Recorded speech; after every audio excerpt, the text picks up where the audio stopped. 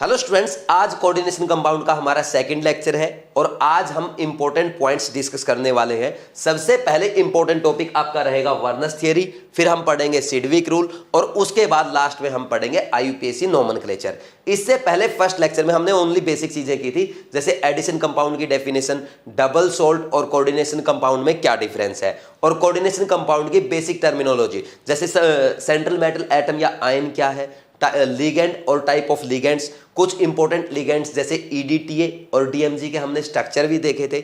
इसके साथ साथ हमने ionisation sphere, coordination sphere, oxidation number या कोऑर्डिनेशन नंबर के बारे में भी पढ़ा था, और लास्ट में हमने होमोलेप्टिक कॉम्प्लेक्सेस और हेटेरोलेप्टिक कॉम्प्लेक्सेस के बारे में भी पढ़ा था। ये ओनली बेसिक चीजें हैं, यहां से क्वेश्चन नहीं आता, और क्वेश्चन आएगा भी तो ओनली एंड ओनली आपके लिगेंड पे या टाइप ऑफ लिगेंड पे आ सकता है, जो कि हमने बहुत अच्छे से किया था। लेकिन आज जो हम स्टार्ट करने जा रहे हैं यानी वर्नर्स थियरी, यहां से बहुत बार एग्जाम में क्वेश्चन पूछा गया है, एनसीईआरटी में भी बहुत डिटेल से दिया गया है, आगे भी एग्जाम में क्वेश्चन पूछे जा सकते हैं, और इसको हम इतना डिटेल में पढ़ेंगे, इतना अच्छे से पढ़ेंगे। आप ये लेक्चर से पढ़ने के बाद एक बार बस एनसीईआरटी पढ़ लेना, फिर आपको किसी भी एग्जाम का क्वेश्चन दे दे आप इजीली कर सकते हैं। तो स्टार्ट करते हैं वर्नर्स थियरी से। देखो, वर्नर पहले साइंटिस्ट थे जिन्होंने कोऑर्डिनेशन कॉम्प्लेक्सेस यानी कोऑर्डिनेशन कंपाउंड्स के स्ट्रक्चर के बारे में हमें बताया था। उन्होंने सबसे पहले प्राइमरी वैलेंसी और सेकेंडरी वैलेंसी का कॉन्सेप्ट दिया था। उन्होंने सबसे पहले हमें बताया था, अगर बात करें जैसे आपके एनसीईआरटी में भी दिया गया है,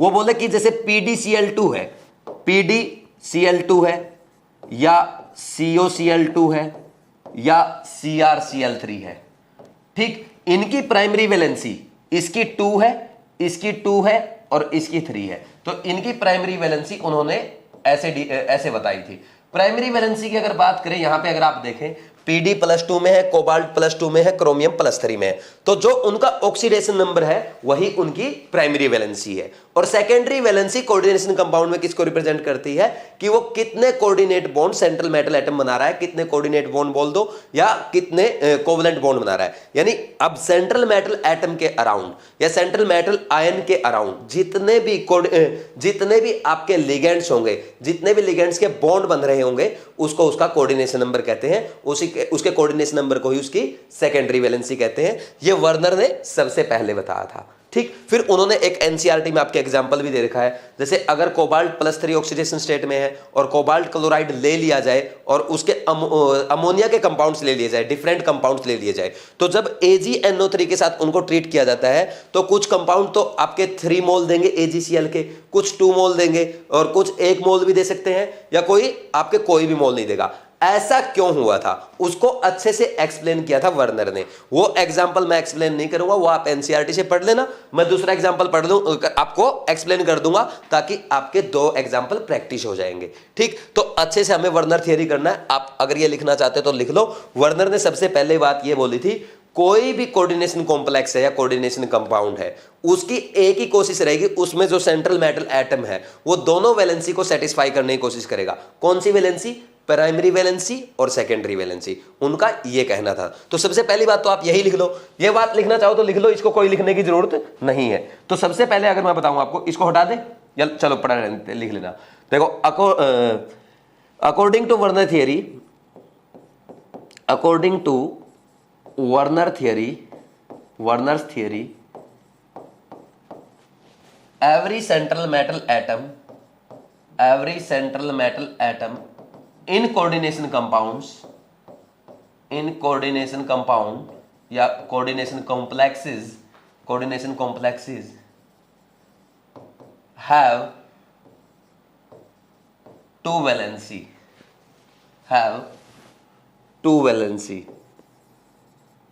and have two valency लिख लो, that is primary and secondary valency, that is primary and secondary valency।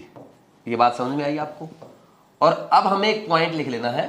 Point क्या लिखेंगे हम लोग कि कोई भी सेंट्रल मेटल एटम है कोऑर्डिनेशन कॉम्प्लेक्सेस में, वो दोनों वैलेंसीज को सेटिस्फाई करने की कोशिश करेगा। नोट डाल के लिख लेंगे, every central metal atom or ion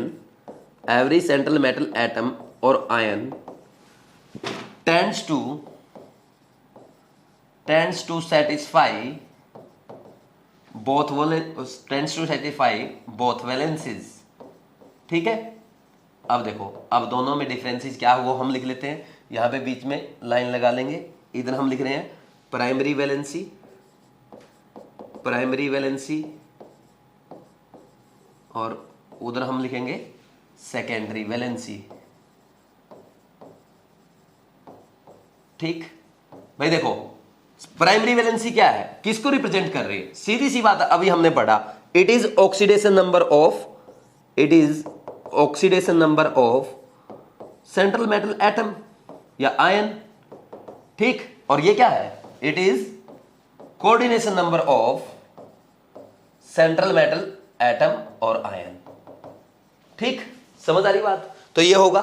अब ये जो है ऑक्सीडेशन नंबर है, तो ऑक्सीडेशन नंबर आयरन +2 भी शो कर सकता है, +3 भी शो कर सकता है। वैसे ही कोबाल्ट है, कोबाल्ट +2 भी शो कर सकता है, +3 भी शो कर सकता है। निकिल है, +2 भी शो करता है, +4 भी शो करता है। क्रोमियम भी +2 +3 शो कर सकता है। तो हम यहां पे बोलेंगे ये आयोनाइजेबल है, आयोनाइजेबल। प्राइमरी, अब बार बार लिखूंगा प्राइमरी वैलेंसी आयोनाइजेबल, सीधा लिख लो आयोनाइजेबल, है ना, ये आयोनाइजेबल है। That is oxidation number may be changed. बात समझ में आई?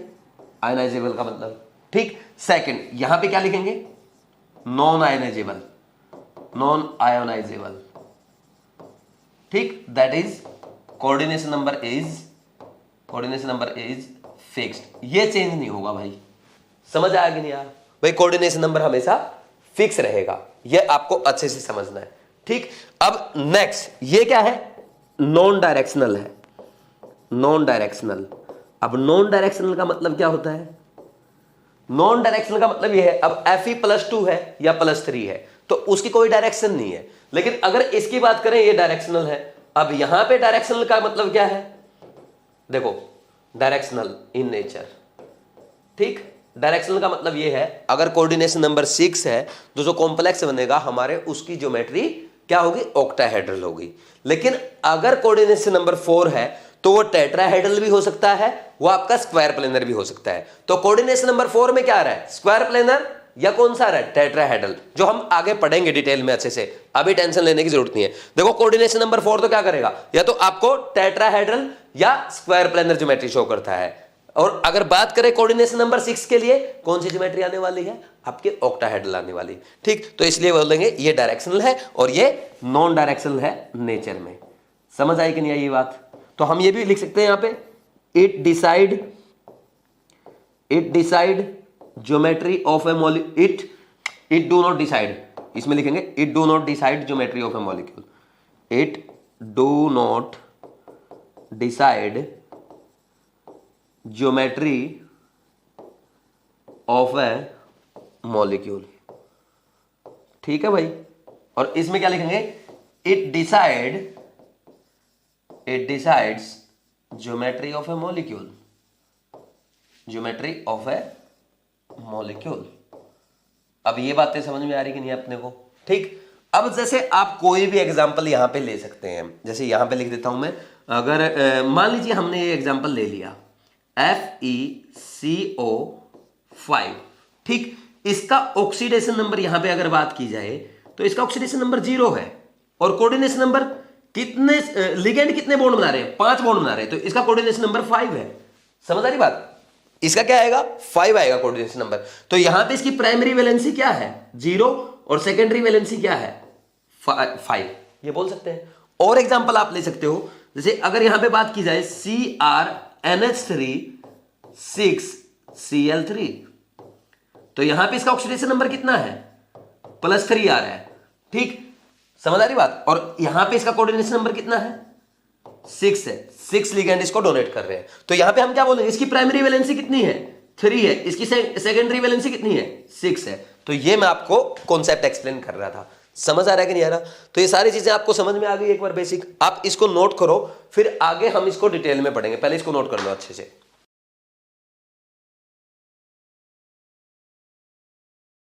अब नेक्स्ट लिखो, जैसे हम जो प्राइमरी वैलेंसी की बात कर रहे थे, प्राइमरी वैलेंसी किसके कारण है? ऑक्सीडेशन नंबर के कारण है। मेटल पे ऑक्सीडेशन नंबर 0 भी हो सकता है, +1 +2 और +3 भी हो सकता है। तो जो भी ऑक्सीडेशन नंबर होगा वो क्या होगा, उसकी प्राइमरी वैलेंसी होगी। और जितने भी लिगेंड के बॉन्ड बन रहे होंगे सेंट्रल मेटल एटम के साथ या आयन के साथ, उसकी वो सेकेंडरी वैलेंसी होगी, यानी उसका कोऑर्डिनेशन नंबर ही उसकी सेकेंडरी वैलेंसी है। तो यहां पे अगर हम बात करें भाई मेटल पे चार्ज किसके कारण आएगा, न्यूट्रल लिगेंड के कारण तो आता नहीं है, तो उसके कारण तो प्राइमरी वैलेंसी क्या होगी, 0 होगी। 1 आ सकती है, 2 आ सकती है, 3 आ सकती है, 4 आ सकती है, वो किसके कारण आएगी, वो उसके ऑक्सीडेशन स्टेट के कारण आएगी।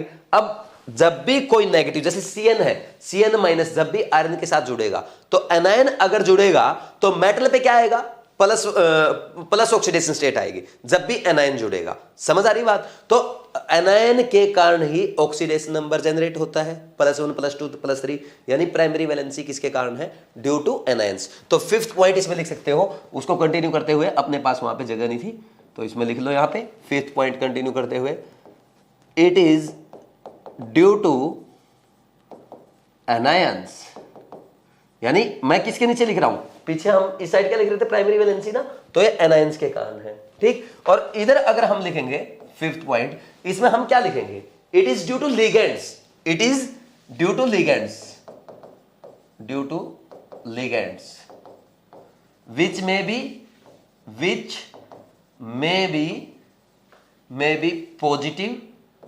पॉजिटिव, नेगेटिव और न्यूट्रल, वो कुछ भी हो सकते हैं, है ना, लिगेंड कुछ भी हो सकते हैं। बात समझ में आ रही। अब देखो आगे कंटिन्यू करते हैं। अगर बात करी जाए सेकेंडरी वैलेंसी, हमने बोला प्राइमरी वैलेंसी ये फिक्स नहीं होती, इट इज ये हमने बोला था आयनाइजेबल है और वो नॉन आयनाइजेबल है, यानी वो फिक्स रहती है। ठीक, तो सेकेंडरी वैलेंसी, अब ये हो गया खत्म आपका, है ना, यहां लाइन लगा लेते हैं। हम बोलेंगे सेकेंडरी वैलेंसी इज फिक्स्ड, और ये हमें ध्यान रखनी पड़ती है। वैसे याद करने की कोई जरूरत नहीं है, मैंने लास्ट लेक्चर में भी आपको बोला था, धीरे धीरे आप जब पढ़ोगे याद हो जाएगा। कोई भी चीज अगर याद करने की होगी ना, मैं अपने आप बोल दूंगा कि ये पॉइंट आपको याद करना पड़ेगा, भूलने के चांसेस हैं।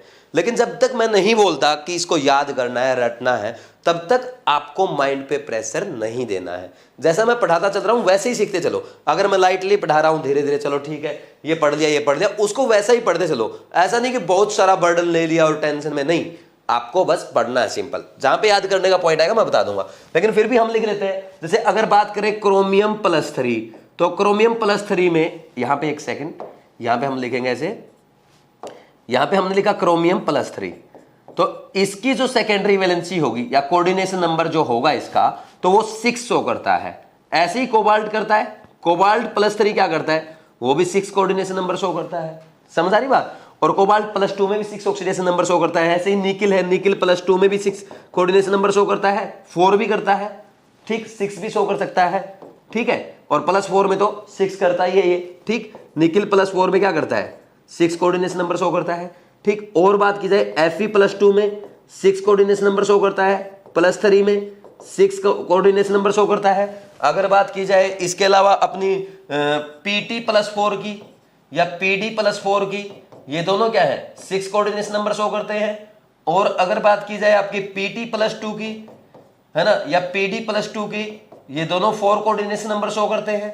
समझ आ रही बात। कॉपर +2 है, कॉपर +2 आपका कितना है, 4 भी शो कर सकता है, 6 भी शो कर सकता है। लेकिन आपको एक भी रटने की जरूरत नहीं है, क्योंकि सारी चीजें धीरे धीरे आपकी आगे आने वाली है। ठीक, जब आप एग्जाम्पल्स करेंगे, हम इतने एग्जाम्पल कर देंगे, आपको याद हो जाएगा कि कौन सा कंपाउंड कौन सी ऑक्सीडेशन स्टेट में कौन सा कोऑर्डिनेशन नंबर शो कर रहा है। तो इसलिए इसको रटने की जरूरत नहीं है, बस जस्ट आप लिख लो नोट्स में, एक बार देख लो इसको कि सेकेंडरी वैलेंसी फिक्स होती है। हमने देख दिया कि +3 में 6 कोऑर्डिनेशन नंबर शो करता है, +3 में 6 शो करता है, ठीक। ऐसा एक बार लिख लो, फिर हम आगे बढ़ते हैं।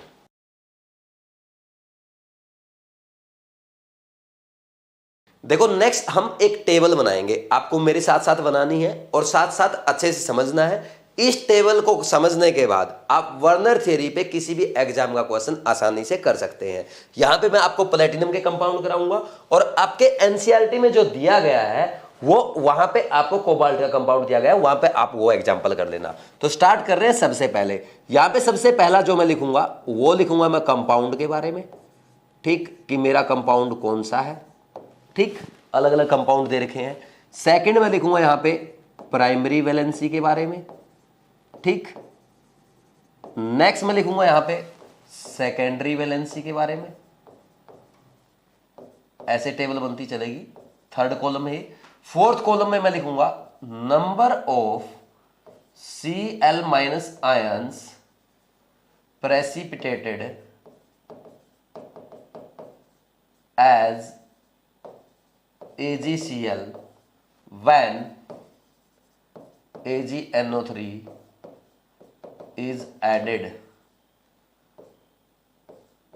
ठीक है, और यहां पे लिखूंगा total number of ions, total number of ions. बात समझ में आई? ऐसे 5 कॉलम आपके बनेंगे। तो सबसे पहला कंपाउंड मैं लिखने जा रहा हूं प्लेटिनम का।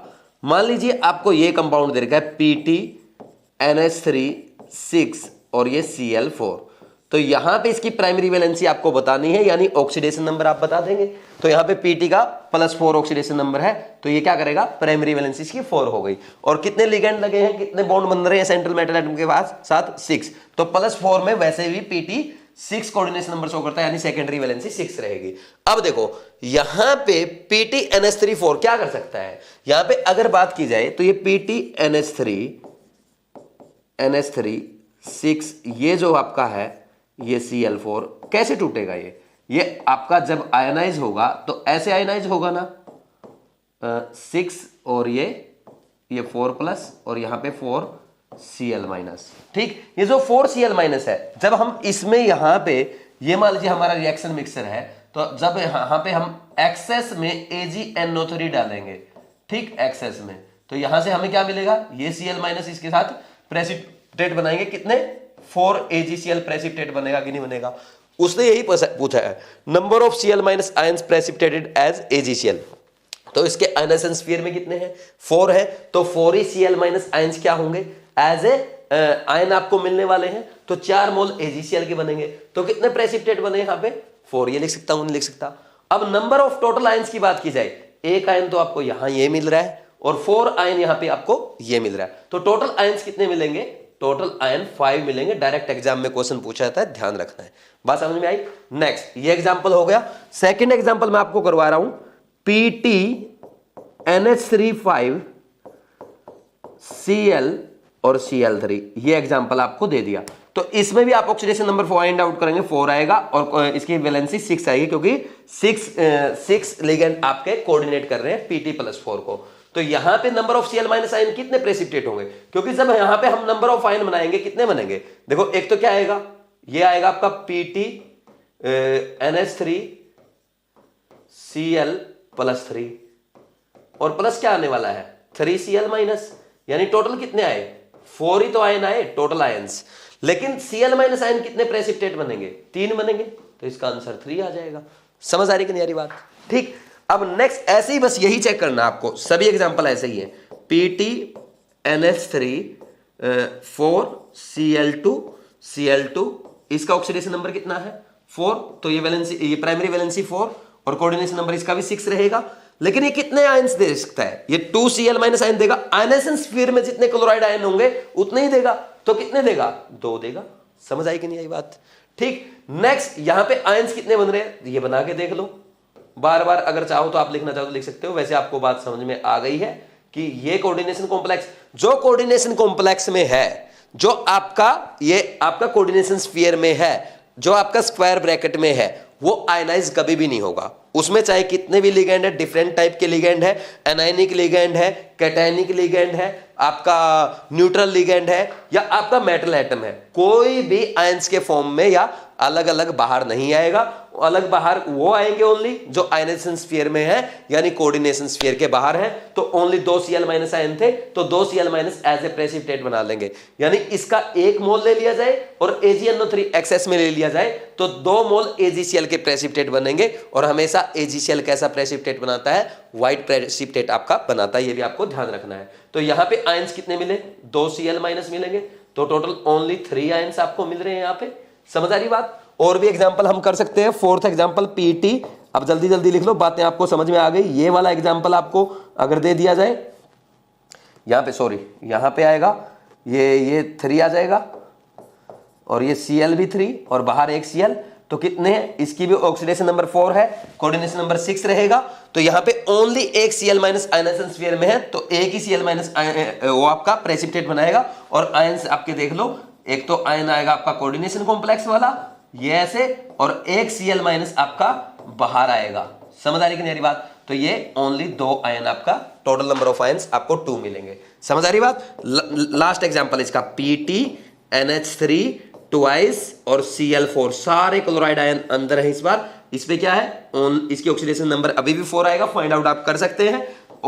सॉरी, ऑक्सीडेशन नंबर 4 आएगा, कोऑर्डिनेशन नंबर 6 आएगा। और यहां पे कोई भी Cl माइनस आपका आयनाइजेशन स्फीयर में नहीं है, और आयनाइजेशन स्फीयर में कोई भी Cl माइनस नहीं है, तो यहां पे 0 AgCl प्रेसिपिटेट बनेंगे, कोई AgCl का मोल नहीं बनने वाला है, क्योंकि आयनाइजेशन स्फीयर में कोई भी आयन नहीं है। और यहां पे आपको क्या मिलेगा, सॉल्यूशन में एक ही आयन मिलेगा, एक ही आयन, ये एक ही मॉलिक्यूल मिलेगा।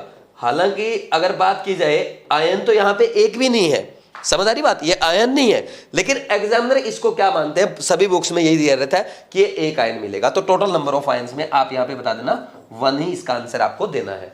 तो मेरे ख्याल में अच्छे से आपको टेबल समझ में आ गई होगी। इंपॉर्टेंट पॉइंट यहां पे क्या था, सबसे इंपॉर्टेंट पॉइंट यहां पे ये था कि जितने भी आपके क्लोराइड आयन आयनाइजेशन स्फीयर में होंगे, तो वो उतने ही AgNO3 प्रेसिपिटेट बनाएगा। क्या बनाएगा, AgNO3 इसके साथ ट्रीट करेगा और AgCl प्रेसिपिटेट बना लेगा। जैसे यहाँ पे 4 Cl माइनस मिले, तो अगर एक्सेस में AgNO3 हमने अगर डाल दिया, तो क्या बनेगा, 4 मोल AgCl बनेगा। ठीक, इसका 1 मोल ले लिया, एक्सेस में AgNO3 ले लिया, तो 4 मोल AgCl। यहाँ पे 3 मोल AgCl, क्योंकि 3 क्लोराइड आयन क्या है, आयनाइजेशन स्फीयर में है। यहां से 2 Cl माइनस, यानी 2 क्लोराइड आयन आपके आयनाइजेशन स्फीयर में है, तो क्या मिल गया आपको, 2 AgCl मोल मिलेगा। यहां से 1 AgCl मोल मिलेगा, और यहां से 1 भी नहीं मिलेगा। अब नेक्स्ट पॉइंट देखो, अब यहां पे नंबर ऑफ आयंस, जिसके आयंस ज्यादा होंगे उसकी कंडक्टिविटी ज्यादा होगी, क्योंकि कंडक्टिविटी किस पे डिपेंड करती है, नंबर ऑफ आयंस पे। जिसमें नंबर ऑफ आयंस ज्यादा होंगे उसकी कंडक्टिविटी ज्यादा होगी। तो आपसे पूछ ले सबसे ज्यादा कंडक्टिविटी किसकी होगी, तो जिसमें नंबर ऑफ आयंस सबसे ज्यादा उसकी सबसे ज्यादा होगी। न्यूट्रल कौन होगा, न्यूट्रल लास्ट वाला होगा, ये कंडक्टिविटी शो नहीं करेगा। आपसे ऐसा पूछ ले, क्वेश्चन ऐसे आ जाए कि इनमें से 2 मोल AgCl प्रेसिपिटेट कौन बनाएगा, तो ये वाला एग्जांपल बना रहा है। तो अब ऐसे में क्वेश्चंस आपको लिखवा देता हूं, ये आपने पूरा लिख लिया। अब नेक्स्ट पेज पे हम लिख रहे हैं, देखो, क्वेश्चंस बेस्ड ऑन टेबल, ऐसा लिख लो, क्वेश्चन बेस्ड ऑन टेबल। अच्छा, ये मैंने आपको जो समझाया ना अभी, यही लिखवा रहा हूं बस, लेकिन लिखवा इसलिए रहा हूं ताकि जब आप रिवाइज करेंगे, ताकि आपको ध्यान रहे कि कैसे क्वेश्चन एग्जाम में आ सकते हैं। पहला क्वेश्चन आपका है, first question is which of the following, यानी टेबल में जो ऑप्शन दिए गए हैं, which of the following will show maximum electrical conductivity.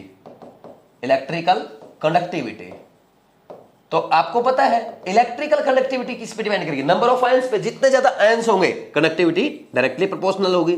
Conductivity is directly proportional to number of ions. तो नंबर ऑफ आयंस सबसे ज्यादा किस में है, तो फर्स्ट, इसमें देखो, ये एग्जांपल देखो, सबसे ज्यादा आयंस किस में आ रहे हैं, फर्स्ट वाले में आ रहे हैं, तो फर्स्ट वाला आंसर आ जाएगा।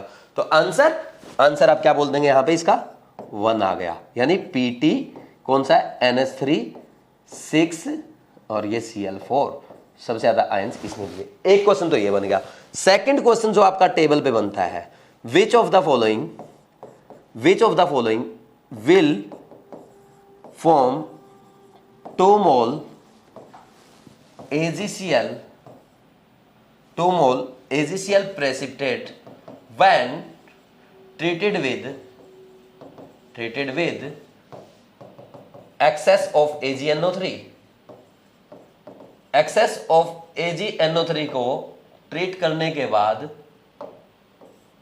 एक्सेस ऑफ AgNO3 से ट्रीट करने के बाद कौन 2 मोल AgCl की देगा। तो देख लो, जिसमें 2 क्लोराइड आयन होंगे वो दे देगा। 2 क्लोराइड आयन कौन सा दे रहा है, ये रहा, ये 2 Cl माइनस दे रहा है, यानी थर्ड वाला आंसर आपका आ जाएगा। ठीक, तो ये आंसर आपको करना है, सिंपल सा है, अभी मैंने आपको समझाया है। बस अब तो मैं इसलिए लिखवा रहा हूं ताकि आपको ये याद रहे कि क्वेश्चन कैसे इस पे बनते हैं। इसी टाइप के क्वेश्चन आपके एग्जाम में आएंगे बस। ठीक, ये आपका कौन सा था, यहाँ पे क्या आएगा, देखो ये आएगा आपका 2 Cl माइनस बाहर आएंगे ना, ये वाला एग्जाम्पल था। ठीक, question number 3, which of the following is electrically neutral. Electrically neutral कौन सा है, बोलो भाई। इलेक्ट्रिकली अगर न्यूट्रल की बात करोगे तो अब बता दो इसमें आप, ये कौन सा है इलेक्ट्रिकली न्यूट्रल, जिसके पास कोई भी आयन मतलब कोई भी आयन नहीं है। आयन किसके पास 0 है, इसके पास मतलब आयन तो है ऐसे बोल देते हैं, लेकिन प्लस माइनस नहीं है यहाँ पे। इलेक्ट्रिकल न्यूट्रल आपका 5th आंसर आ जाएगा। ठीक है, ऐसे हमें करना है आंसर 5th। तो क्या बोल दोगे, Pt NH3 2 Cl4।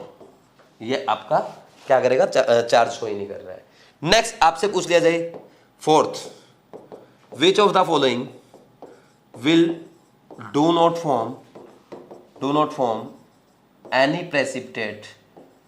precipitate of AgCl when treated with AgNO3। तो AgNO3 के साथ प्रेसिपिटेट कौन नहीं बनाएगा, जिसमें एक भी क्लोराइड आयन आयनाइजेशन स्फीयर में नहीं है, वो नहीं बनाएगा, इसमें ही नहीं है, ये इसका भी यही आंसर आ जाएगा। तो ऐसे आपके क्वेश्चंस इस पे बन सकते हैं। अब कोई भी क्वेश्चन आप सोल्व कर सकते हैं। ठीक, अच्छे से मैंने आपको समझा दिया।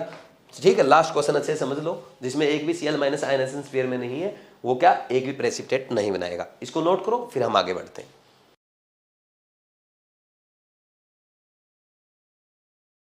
नेक्स्ट एक छोटा सा एग्जांपल और इसी टाइप का हम यहां पे कर लेते हैं। जैसे अगर बात की जाए, ये कंपाउंड मान लीजिए आपको दे रखा है CONH3 Cl और SO4।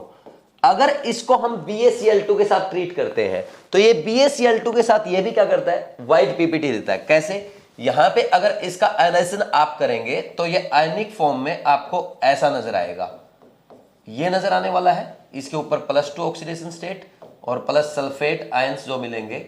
अब ये क्या करेंगे, यहां पे हमने इसमें BaCl2 डाला है, तो ये BaCl2 क्या करेगा, इसके साथ ये Ba2+ इसके साथ प्रेसिपिटेट बना लेगा। ये BaSO4 जो क्या रहता है आपका, व्हाइट पीपीटी बना लेता है। बात समझ में आई कि नहीं आई, ये भी बात ध्यान रखने वाली है। ठीक, ऐसे भी क्वेश्चन आपसे पूछ सकता है, BaSO4 आपका व्हाइट पीपीटी बनाता है। चलो ठीक है, इसको छोड़ो, नेक्स्ट आगे बढ़ते हैं। अब देखो इंपॉर्टेंट, ध्यान से सुनना, इधर सुनना एक बार।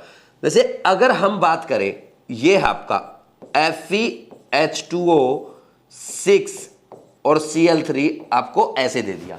ठीक, इसको किस किस फॉर्मेट में हम लिख सकते हैं।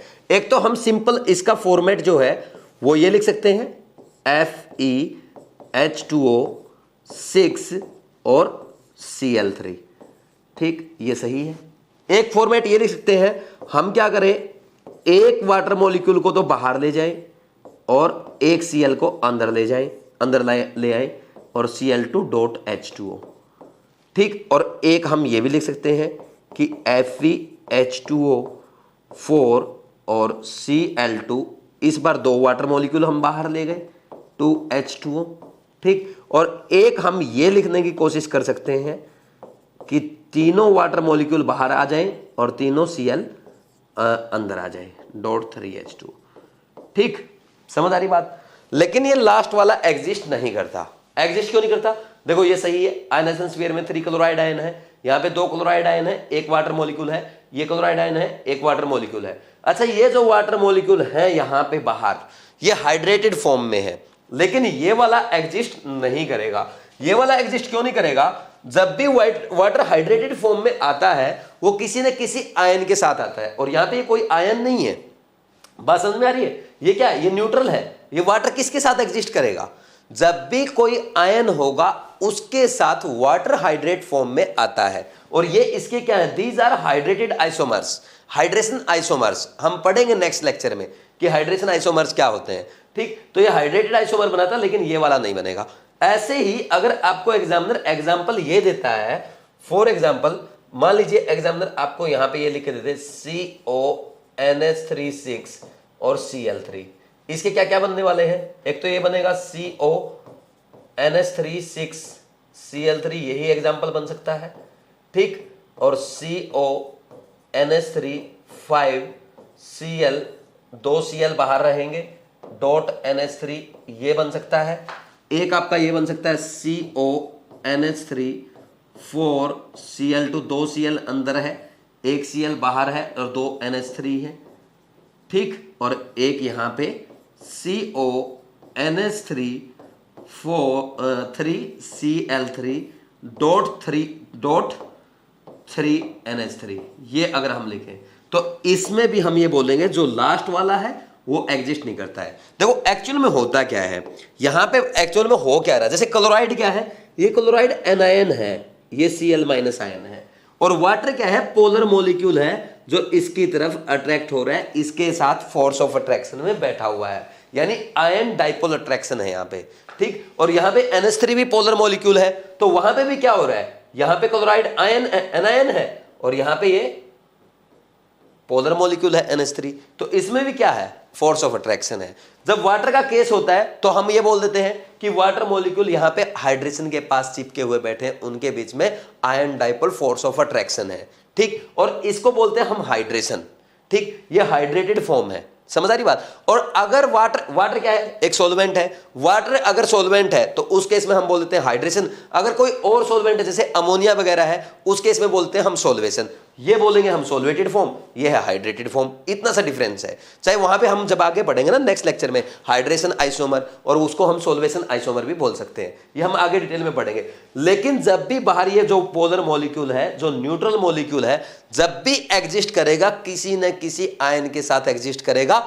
आयनाइजेशन स्फीयर में कोई आयन होना चाहिए। कोई भी न्यूट्रल मॉलिक्यूल कोई भी न्यूट्रल मॉलिक्यूल, चाहे वाटर हो चाहे आपका अमोनिया हो, आयनाइजेशन स्फीयर में अकेला एग्जिस्ट नहीं करेगा, इंडिपेंडेंट एग्जिस्ट नहीं करेगा, किसी न किसी आयंस के साथ ही एग्जिस्ट करेगा। क्योंकि वो एग्जिस्ट कैसे करेगा, उसमें उस आयनाइजेशन स्फीयर में यानी कोऑर्डिनेशन स्फीयर से बाहर क्या होगा, आयन और जो आपका पोलर मॉलिक्यूल है, जो न्यूट्रल मॉलिक्यूल है, वाटर है या अमोनिया है, उसमें क्या रहेगा, फोर्स ऑफ अट्रैक्शन रहेगा। कैसा फोर्स ऑफ अट्रैक्शन रहेगा, ion dipole force of attraction के कारण वहां पे एग्जिस्ट करता है। ये बात मेरे ख्याल में आपको अच्छे समझ में आ गई, ये लिख लेना। अगर नहीं आई, कल हम एक बार फिर करेंगे इसी चीज को, फिर और अच्छे समझ में आ जाएगी। अभी नोट करो, ठीक। ये हो गया अपने पॉइंट्स। अब इसके बाद हम और आगे बढ़ते हैं। एक पॉइंट और है, यहीं पे छोटा सा एनसीईआरटी में दिया हुआ है, अब वो मैं करवा देता हूं आपको। जैसे टाइप ऑफ इलेक्ट्रोलाइट की बात होती है, टाइप ऑफ इलेक्ट्रोलाइट, ठीक। जैसे अगर बात करें, ये वैसे हम पढ़ते हैं इलेक्ट्रोकेमिस्ट्री में, ठीक। तो यहां पे अगर बात की जाए NaCl है जैसे, तो NaCl में एक्चुअल में क्या है, Na पे प्लस है और Cl माइनस है, ठीक। This is called 1,1 type electrolyte, 1,1 electrolyte. अच्छा, ऐसा नहीं है कि यहां पे इसके पास एक एनायन है एक एनायन है, ऐसा नहीं। चार्ज देखते हैं, हमेशा आपको क्या करना है, चार्ज देखना है। MgCl2 है तो Mg पे क्या है, Mg+2 में है और 2 Cl माइनस में है। अब ऐसे नहीं लिखेंगे 1:2, अब इसको लिखेंगे 2:1 टाइप इलेक्ट्रोलाइट, 2:1 इलेक्ट्रोलाइट। और अगर आपको दे दिया जाए AlCl3 दे दिया, इसको हम क्या लिखते हैं, Al3+ और 3Cl माइनस। तो कैटायन पे 3 चार्ज है और इस पे 1 है, 3:1 या 1:3 भी लिख सकते हो। लेकिन हमेशा एक बात का ध्यान रखना है, नंबर ऑफ कैटायन और एनायन काउंट नहीं कर रहे हैं हम लोग क्या काउंट कर रहे हैं, हम कैटायन का और एनायन के चार्ज की बात कर रहे हैं, ठीक। तो यहां पे जब हम आगे बढ़ते हैं, जैसे मान लीजिए एग्जांपल आपको ये दे दिया CO NH3 6 और ये दे दिया आपको Cl3, ये कैसे एग्जिस्ट करेगा भाई, ये एग्जिस्ट करेगा आपका कैसे, CO NH3 3 ये 6 और ये 3+ और 3 Cl माइनस। तो कैटायन पे चार्ज कितना है, 3, एनायन पे 1, 3:1 इलेक्ट्रोलाइट है, यानी AlCl3 के जैसा इलेक्ट्रोलाइट है। चार्ज की बात करनी है 3:1, समझ आ रही बात। एनसीईआरटी में 1:3 दे रखा है, वो कोई बात नहीं, क्योंकि हम उल्टा भी लिख सकते हैं, एनायन को पहले कैटायन को बाद में लिख सकते हैं। लेकिन यूनिवर्सल मेथड जो है IUPAC जो कहती है, हम आगे भी पढ़ेंगे, IUPAC का कहना ये पहले कैटायन लिखा जाएगा बाद में एनायन लिखा जाएगा, इसलिए मैं इसको बार बार 3:1 बोल रहा हूं। एनसीईआरटी में आपके 1:3 लिख रखा है, उसकी टेंशन आपको नहीं लेनी है कि सर ने गलत पढ़ा दिया, एनसीईआरटी में गलत लिखा है, क्योंकि एनसीईआरटी ने एनायन को पहले लिख दिया हुआ। लेकिन बात ये ध्यान ये रखनी है, आप यहां पे अगर 1:3 भी बोल रहे हैं, उसका मतलब ये कहीं भी नहीं है कि कैटायन 1 है एनायन 3 है, ऐसा नहीं है। आपको क्या करना है, कैटायन का चार्ज और एनायन के चार्ज का रेशो लिखना ओनली। और एग्जांपल एक दो लिख देते हैं, CONH3 5 Cl2 मान लीजिए, ये लिख दिया आपको, CONH3 5 Cl, यहां पे इसके ऊपर आएगा +2 चार्ज और यह आएगा इसके ऊपर 2 Cl माइनस आयन है, तो दिस इज 2:1 इलेक्ट्रोलाइट, ठीक। अगर मान लीजिए आपको ऐसा लिख दिया CONH3 4 Cl2 और बाहर एक ही Cl आयन है, तो ये कैसे मिलेगा, कैटायन एनायन देखो कैसा मिल रहा है, CONH3 4Cl2 इसके ऊपर प्लस चार्ज और Cl माइनस, ये दो आयन मिल रहे हैं, तो दिस इज 1:1 इलेक्ट्रोलाइट। समझ आ रही कि नहीं आ रही बातें? तो ये आपका टाइप ऑफ इलेक्ट्रोलाइट मैंने आपको बता दिया, इसको लिखो, फिर आगे हम बढ़ते हैं इफेक्टिव एटॉमिक नंबर और सिडविक रूल पढ़ेंगे। लिखो जल्दी से।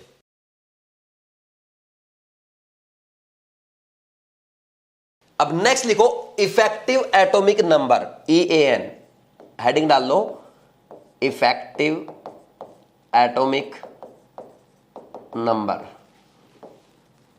या और EAN, और इसको एक और बोला जाता है सिडविक रूल। इंपॉर्टेंट है भाई, है ना, समझ लेना। अब देखो हमने ये बोला, कोई तो क्या करता है आपका 4 कोऑर्डिनेशन नंबर शो कर रहा है, कोई 6 शो कर रहा है। अब FeCO5 की बात करें 5 भी शो कर रहा है, कोई 4, कोई 5, कोई 6, ऐसे कोई शो कर रहा है, कोई 7 या 8 क्यों नहीं कर रहा, वो कैसे पता चला? तो सिडविक ने एक रूल दिया गया, ये एक सिंपल सा रूल है जिससे हमें आइडिया लग सकता है। उन्होंने ये कहा कोई भी मेटल एटम है या आयन है, जब भी वो कोऑर्डिनेशन कॉम्प्लेक्स बनाएगा, वो तब तक लिगेंड से इलेक्ट्रॉन एक्सेप्ट करता रहेगा जब तक उसके मेटल एटम में या आयन में टोटल नंबर ऑफ इलेक्ट्रॉन्स जो है और जो उसने लिगेंड से एक्सेप्ट किए हैं, जब तक वो टोटल एक नोबल गैस का कॉन्फ़िगरेशन अटेन नहीं कर लेते, तब तक वो एक्सेप्ट करता रहता है। बस ये आपका इफेक्टिव एटॉमिक नंबर या सिडविक रूल है। तो इसको लिख लो, फिर इसको हम अच्छे से समझ लेंगे। ठीक, फिर इसके एग्जांपल करेंगे ना, और अच्छे से समझ में आ जाएगा। एक बार लिख लो, according to this rule, a metal atom or ion continue accept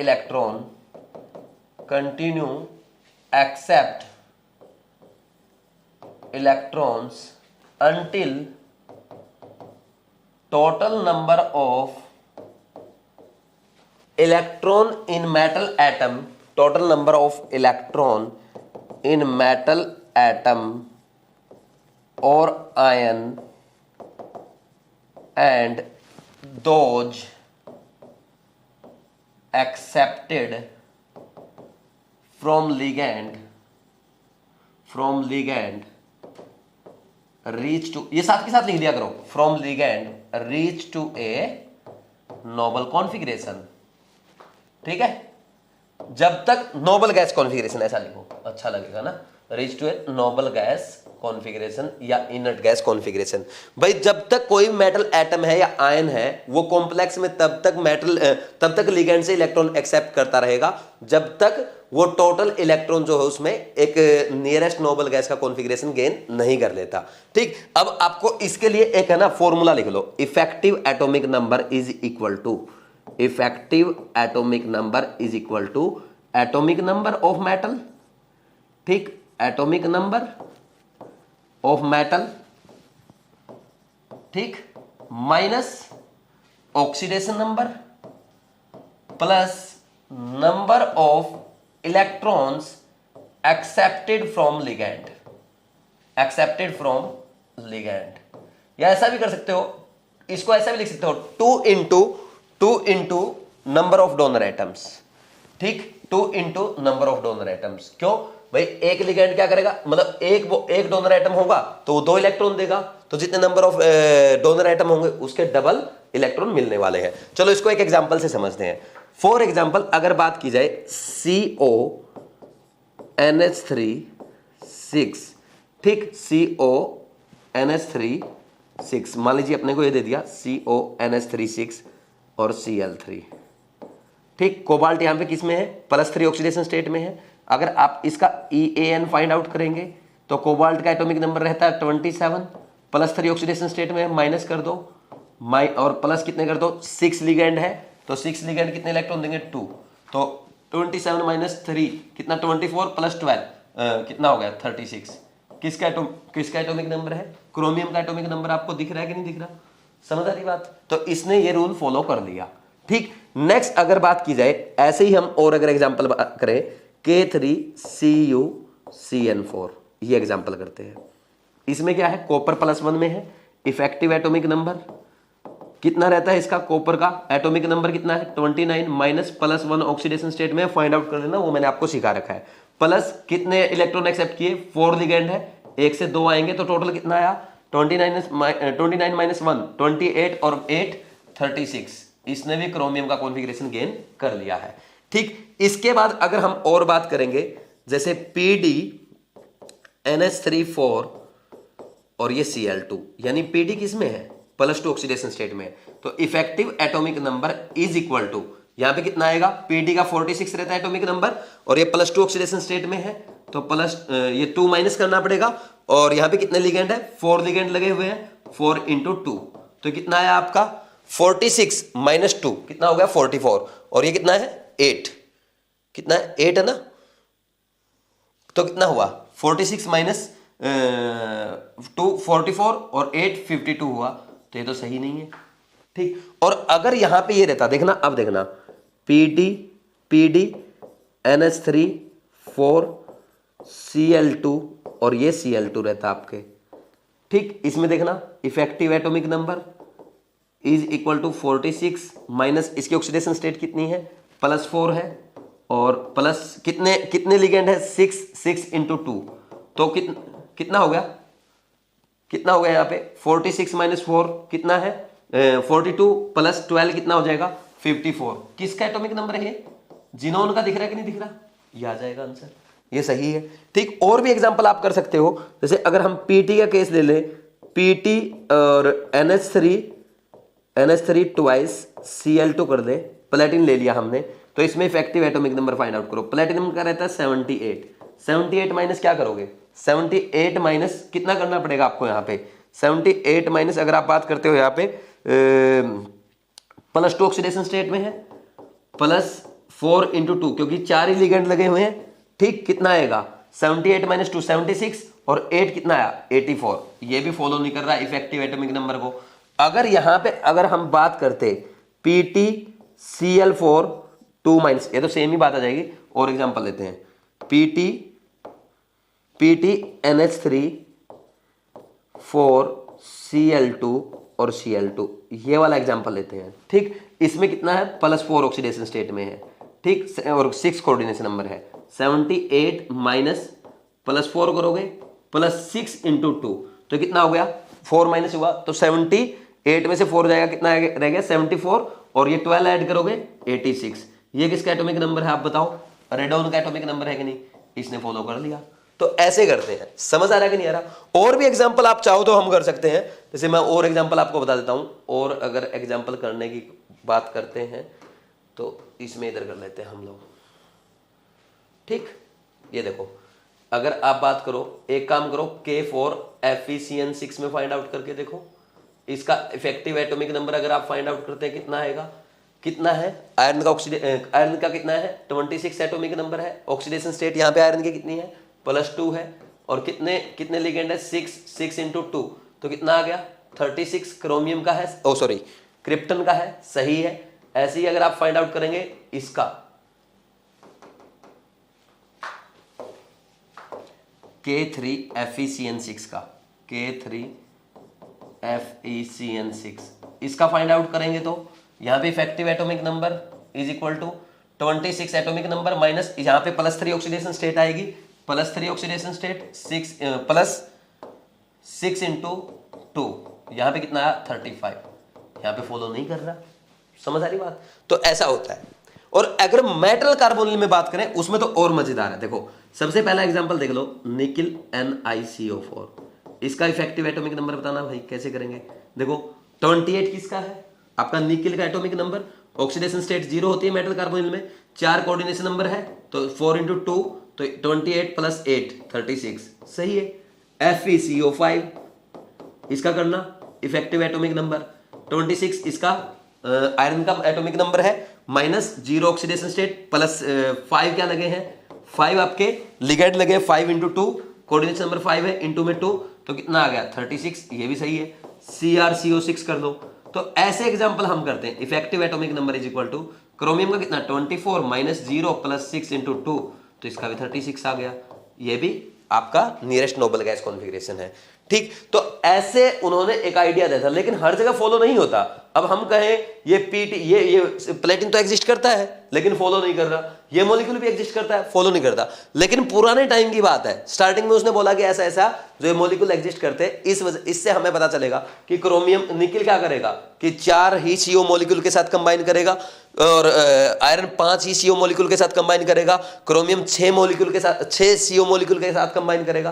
तो यहां से ये आइडिया हमें आया था। अब ये इतना इंपॉर्टेंट नहीं है, ये बस ओनली मैंने आपको ना ओनली ये फॉर्मूला समझाने के लिए इतने एग्जांपल कराए, है ना, ज्यादा हो गए कोई बात नहीं, प्रैक्टिस जितनी करोगे मेरे साथ कर लोगे उतना फायदा है, क्योंकि बार बार फिर आपको वो नहीं करना पड़ेगा। इतनी ज्यादा प्रैक्टिस कराऊंगा, चाहे इनऑर्गेनिक हो, चाहे फिजिकल हो, चाहे ऑर्गेनिक हो, और फिजिकल में धड़ाधड़ क्वेश्चन करेंगे, आप पहले भी देख चुके हो, ठीक, ताकि आपका कोई चांस ही ना बचे मिस्टेक करने का। समझ आ रही बात? ये लिखो, हम इसकी एप्लीकेशन और आगे करते हैं जहां से क्वेश्चन आता है। यहां से कोई क्वेश्चन नहीं आएगा, कहीं सोचो यहां से क्वेश्चन आएगा और इतना आसान क्वेश्चन पूछेगा, फिर हम क्या कर सकते हैं, है ना, फिर तो मतलब एग्जामिनर का मूड ही नहीं कि चलो भाई बिल्कुल आसान ही पेपर बनाना है, लेकिन क्वेश्चन इसकी एप्लीकेशन पे आता है, बहुत आसान एप्लीकेशन है, वो अपने को करनी है। अगर अपने एग्जाम्पल साथ के साथ लिख लिए तो अच्छी बात है, नहीं तो पॉज करके लिखो।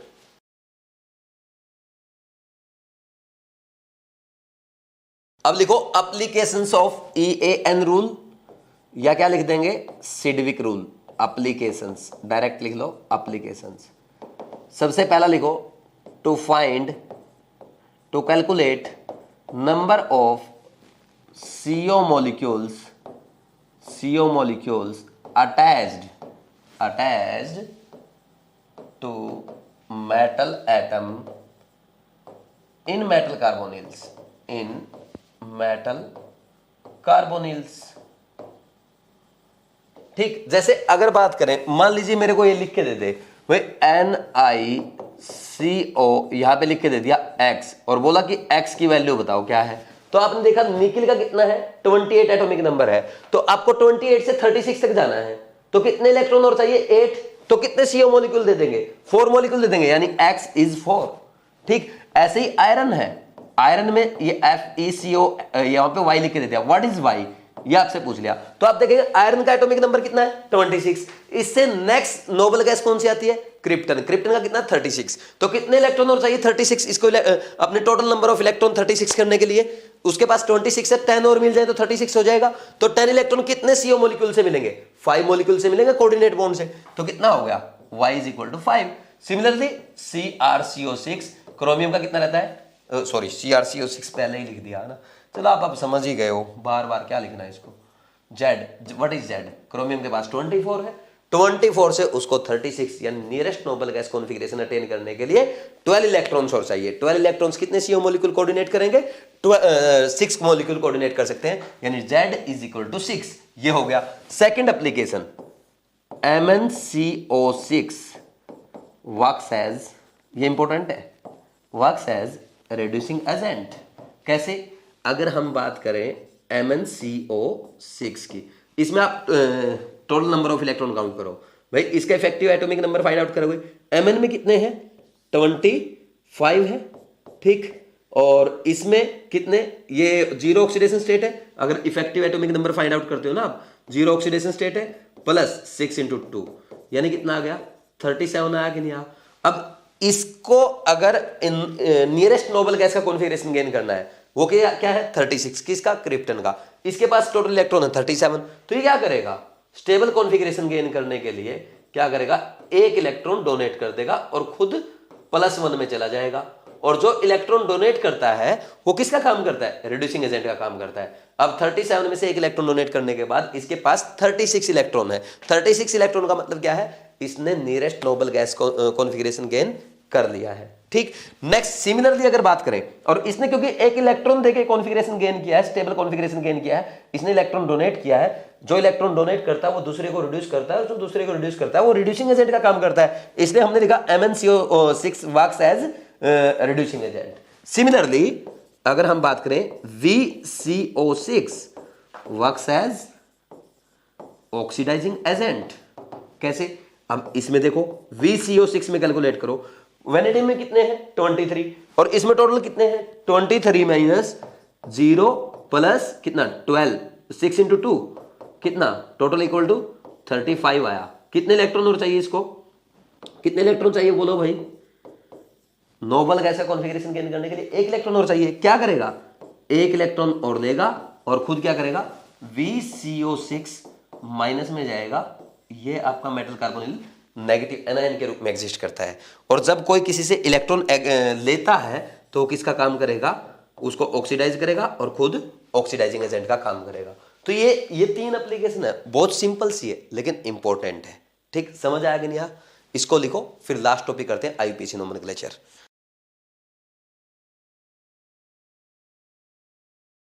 अब नेक्स्ट टॉपिक लिखो, IUPAC nomenclature of coordination compounds. सबसे पहले हम इनके लिए कुछ रूल्स पढ़ेंगे, उन रूल्स को फॉलो करते हुए आपको इनका नेमिंग करना है। रूल्स को बड़े ध्यान से समझना है। अगर रूल्स को आपने समझ लिया, कभी भी इसका आईयूपीएसी नेम रॉन्ग नहीं होगा। और आईयूपीएसी नेम पे इस पे क्वेश्चन पूछे भी गए हैं, आगे भी पूछे जा सकते हैं, क्योंकि एनसीईआरटी में बहुत अच्छे से दिया गया है। इन टेक्स्ट एग्जाम्पल भी दिए गए हैं और आपके एक्सरसाइज में भी दिए गए हैं। तो सबसे पहले देखो, यहाँ पे हम रूल्स की बात कर लेते हैं। तो रूल्स, सबसे पहले हेडिंग डाल लो रूल्स। पहली मेन हेडिंग डाल दी आपने कि IUPAC nomenclature of coordination compounds. तो इसमें रूल्स लिखो। फर्स्ट रूल क्या है, अगर कोऑर्डिनेशन कंपाउंड में कहीं भी आपका अगर कैटायन प्रेजेंट है तो सबसे पहले कैटायन लिखा जाएगा। ठीक, तो यही रूल लिख लो, if cation is present, if cation is present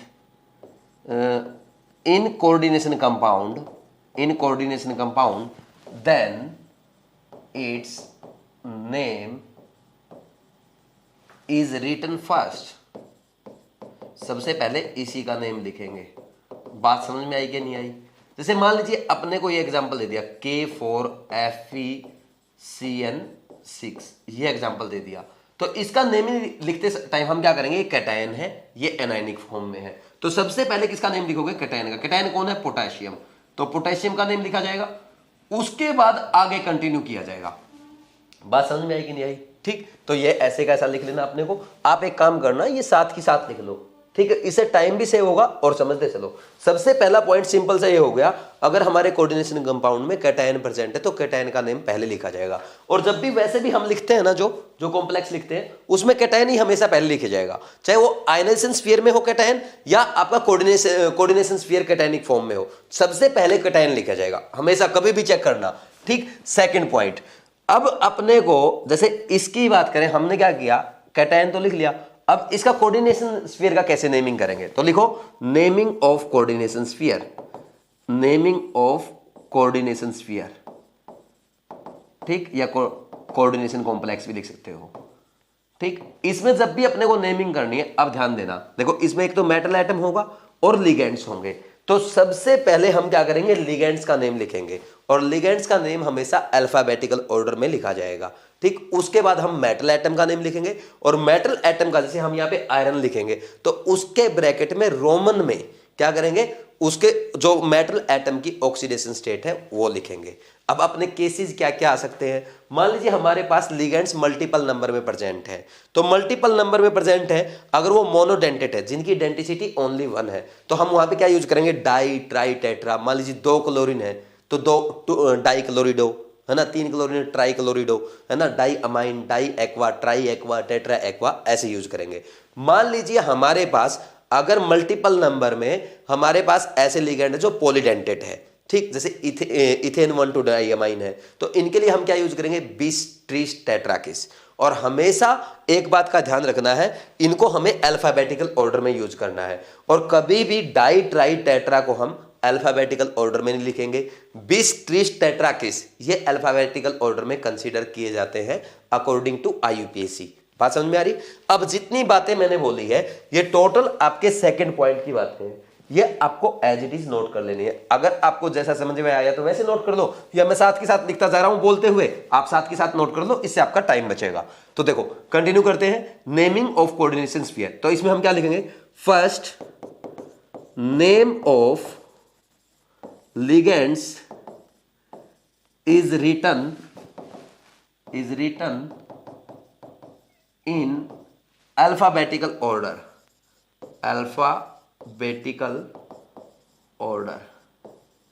ठीक। then name of metal atom or ion is written followed by its oxidation number in Roman in bracket. ठीक, ब्रैकेट में रोमन में उसका ऑक्सीडेशन नंबर शो कर देंगे। अभी आप आगे देखेंगे समझ आ जाएगा। ठीक, अब लिखो next, if ligands are present in multiple number। तो सबसे पहला point, then use di, tri and tetra. Tri tetra ऐसे लिख लो, then use di, tri, tetra, penta, है ना, हेक्सा एटसेट्रा। ठीक, एटसेट्रा फॉर मोनोडेंटेट लिगेंड्स। ठीक, and bis, tris, tetrakis etcetera for polydentate ligands. बात समझ में आ रही कि नहीं आ रही? तो ये पॉइंट थे अपने। ठीक, ये हमने लिखा। अब हम एक काम करेंगे, यहीं पे लिखेंगे, इसी पेज पे इसको थोड़ा साइड कर देते हैं। ठीक, और यहां पे अब अपने को एक नोट डालना है। नोट क्या डालना है? हमने बोला कि लिगेंड्स को हम अल्फाबेटिकल ऑर्डर में लिखेंगे, तो नोट ये डालना, कभी भी डाई, ट्राई, टेट्रा को अल्फाबेटिकल ऑर्डर में कंसीडर नहीं करना है। बिस, ट्रिस, टेट्रा किसको अल्फाबेटिकल ऑर्डर में कंसीडर कर सकते हैं, तो यही नोट डाल लो। ठीक, अब नोट डाल लो, एक सेकंड पॉइंट में ही लिखना है ये note, di, tri, tetra etcetera are not considered in alphabetical order। ठीक, while bis, tris and tetrakis etc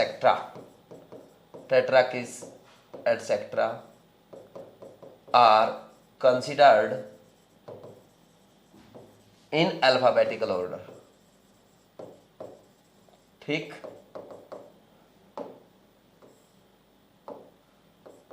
alphabetical order. ये बात समझ में आई आपको? ये अपना नोट था। अब जब भी हम लिगेंड की नेमिंग करेंगे, तो जैसे हमारे पास लिगेंड होते हैं, न्यूट्रल हो सकता है, आपका एनाइनिक हो सकता है, कैटाइनिक हो सकता है। अगर हमारा एनाइनिक लिगेंड अगर है, तो उसमें आपको ध्यान रखना है, उसमें सफिक्स यूज करेंगे हम। सफिक्स क्या यूज करना है आपको याद है? ओ, लास्ट में ओ लगाएंगे। जैसे क्या है, Cl माइनस, क्या बोला था? क्लोरिडो। ठीक, क्लोराइडो बोल दो। H minus, hydrido. ठीक, याद है ना भाई? देखो हमने पीछे कर चुके हैं, सल्फेट है SO4 माइनस सल्फेटो, NO3 माइनस है नाइट्रेटो। ठीक, O2 माइनस है ऑक्सो या ऑक्साइडो। ठीक, ऐसे यूज कर सकते हैं। अगर मान लीजिए न्यूट्रल लिगेंड है, उसका नेम हम क्या करेंगे? नेम एज इट इज, जैसा है वैसा ही लिख देंगे। जैसे H2O का क्या यूज करते हो? एक्वा। ठीक, CO क्या यूज करते हो? कार्बोनिल। समझ आ रही बात? और अपना NH3 क्या यूज करते हो? अमाइन। तो ये एज इट इज हम यूज कर देंगे। ठीक, अब नेक्स्ट पॉइंट जो आता है वो आता है कैटाइनिक लिगेंड अगर प्रेजेंट है। कैटाइनिक लिगेंड के केस में हम क्या करने वाले हैं? तो कैटाइनिक लिगेंड के केस में आपका जो सफिक्स आएगा वो क्या आएगा? EM आएगा, IUM, ये यूज करना है। ठीक, कैसे यूज करेंगे? जैसे NO प्लस है, आपने देखा, वैसे इसको नाइट्रोसिल बोलते हैं, लेकिन ये कैटाइनिक फॉर्म में जब होगा इसको हम बोलते हैं नाइट्रोसोनियम। ठीक, समझ आ रहा है बात? तो ऐसे ही नाइट्रोसोनियम हो गया, और इसके बाद अगर मान लीजिए ये आ जाए NO2 प्लस, ये नाइट्रो था आपका, दिस इज कॉल्ड नाइट्रोनियम। ठीक, और एक और था NH2 दिस इज हाइड्रोजन, और यहां पे मान लीजिए ये ऐसा कर दे NH2NH3 प्लस, दिस इज हाइड्रोजीनियम। ये बातें समझ में आई कि नहीं आई? अब आपको मैं यहां पे एग्जांपल करा दूं इनका एक, ठीक, एग्जांपल जितना हमने सेकंड पॉइंट तक पढ़ा वो कर लेते हैं। तो यहां पे मान लीजिए आपके ऐसा आ गया CONH3 4 और यहां पे Cl2, और ओनली आपको ये कोऑर्डिनेशन स्फीयर दे रखा कैटायनिक फॉर्म में, ठीक है, ये दे दिया आपको। ठीक, इसका नेमिंग कैसे करेंगे? ठीक, इसका नेमिंग करते टाइम हम सबसे पहले क्या करेंगे, कैटायन है, कैटायन का नेम सबसे पहले लिखा जाएगा, फिर कैटायन अपना कोऑर्डिनेशन स्फीयर ही दे रखा है, तो कोऑर्डिनेशन स्फीयर का जब नेमिंग करेंगे सबसे पहले लिगैंड लिखे जाएंगे, लिगैंड अल्फाबेटिकल ऑर्डर में लिखे जाएंगे। अब अपने को देखना कि मोनोडेंटेड लिगैंड है या आपके पॉलीडेंटेड है, तो दोनों ही NH3 और क्लोरीन क्या दोनों मोनोडेंटेड लिगैंड है। तो मोनोडेंटेड लिगैंड में क्या करेंगे, डाइट्राइटेट्रा यूज करेंगे।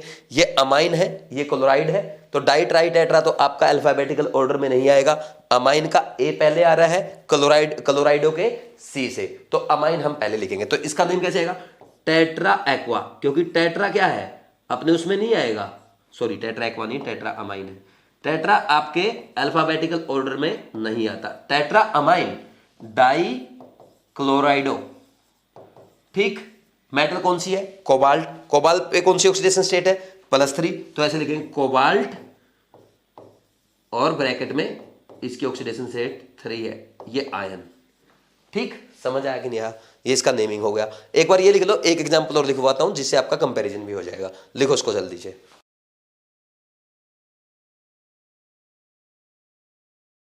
अब नेक्स्ट जैसे कंटिन्यू करते हैं, मान लीजिए आपको एक एग्जांपल और दे रखा है COEN ट्वाइस NH3 Cl और 2+। ठीक, इसका नेमिंग कैसे करेंगे, यहां पे देखो ये आपका कैटायन है, कैटायन का नेम पहले लिखा जाएगा, यहाँ पे कैटायन ही दे रखा, कोऑर्डिनेशन स्फीयर कैटायन ही है, तो अब कोऑर्डिनेशन स्फीयर की नेमिंग करनी है, सबसे पहले लिगैंड्स को लिखेंगे अल्फाबेटिकल ऑर्डर में। जब अल्फाबेटिकल ऑर्डर में लिखेंगे, ये अमाइन है, ये क्लोराइड है, क्लोराइडो है, तो क्लोराइडो से पहले तो अमाइन आएगा, और दिस इज इथेन 1,2 डायमाइन, तो अब आप बोलेंगे this is ethane 1,2 diamine, ethane 1,2 diamine, यानी ये क्लोराइडो के बाद में आना चाहिए, लेकिन ये 2 लगे हुए हैं, यहां पे इसको लिखेंगे 20, क्योंकि 2 लिखा हुआ है ना, 2 के लिए क्या करते हैं 20, और 3 अगर आपके पॉलीडेंटेड लिगैंड है तो उसको लिखते हैं ट्रिस, अगर 4 है तो टेट्राकिस, तो यहां पे क्या लगे हुए हैं 2 लगे हुए हैं, तो अब इसको लिखेंगे 20। अब 20 का बी जो है वो अल्फाबेटिकल ऑर्डर में कंसीडर किया जाएगा, तो सबसे पहले क्या लिखोगे आप, अमाइन, अच्छा नेम है अमाइन, फिर क्या लिखोगे 20, फिर इसको ऐसे लिखा जाता है इथेन 1,2 डायमीन, इसको ब्रैकेट में लिखा जाता है इथेन 1,2 डायमाइन, और जब भी हमारा यहां पे कभी 1,2 नंबर अगर आएगा या और अल्फाबेटिकल को और डिजिट को हम हाइफन से सेपरेट करेंगे, और डिजिट्स जैसे 1,2 आया उनके बीच में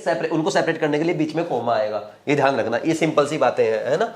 ठीक, फिर इसके बाद आएगा क्लोराइडो और फिर कोबाल्ट है, कोबाल्ट, अच्छा इसमें ना कभी भी स्पेस नहीं आता यूपीएससी नेमिंग में, है ना, कोबाल्ट, और इसकी ऑक्सीडेशन स्टेट 3 है, और ये आयन की फॉर्म में एग्जिस्ट कर रहा है। ठीक, ये हो गया। नेक्स्ट, अगर मान लीजिए नेक्स्ट थर्ड पॉइंट है, ये अपना सेकंड पॉइंट था वो कंप्लीट हो गया। थर्ड पॉइंट ये है, अगर कभी भी आपका कोऑर्डिनेशन स्फीयर जो है वो अगर एनायनिक फॉर्म में है, तो उसमें जो मेटल एटम है उसका नेम लिखते टाइम उसके लिए हम सफिक्स उसके लास्ट में, उसके नेम के लास्ट में हम हमेशा 8 सफिक्स यूज करेंगे। समझ आ रही बात, ये इंपॉर्टेंट पॉइंट है, ध्यान रखना है। लिखो, if coordination sphere is present as anionic part, then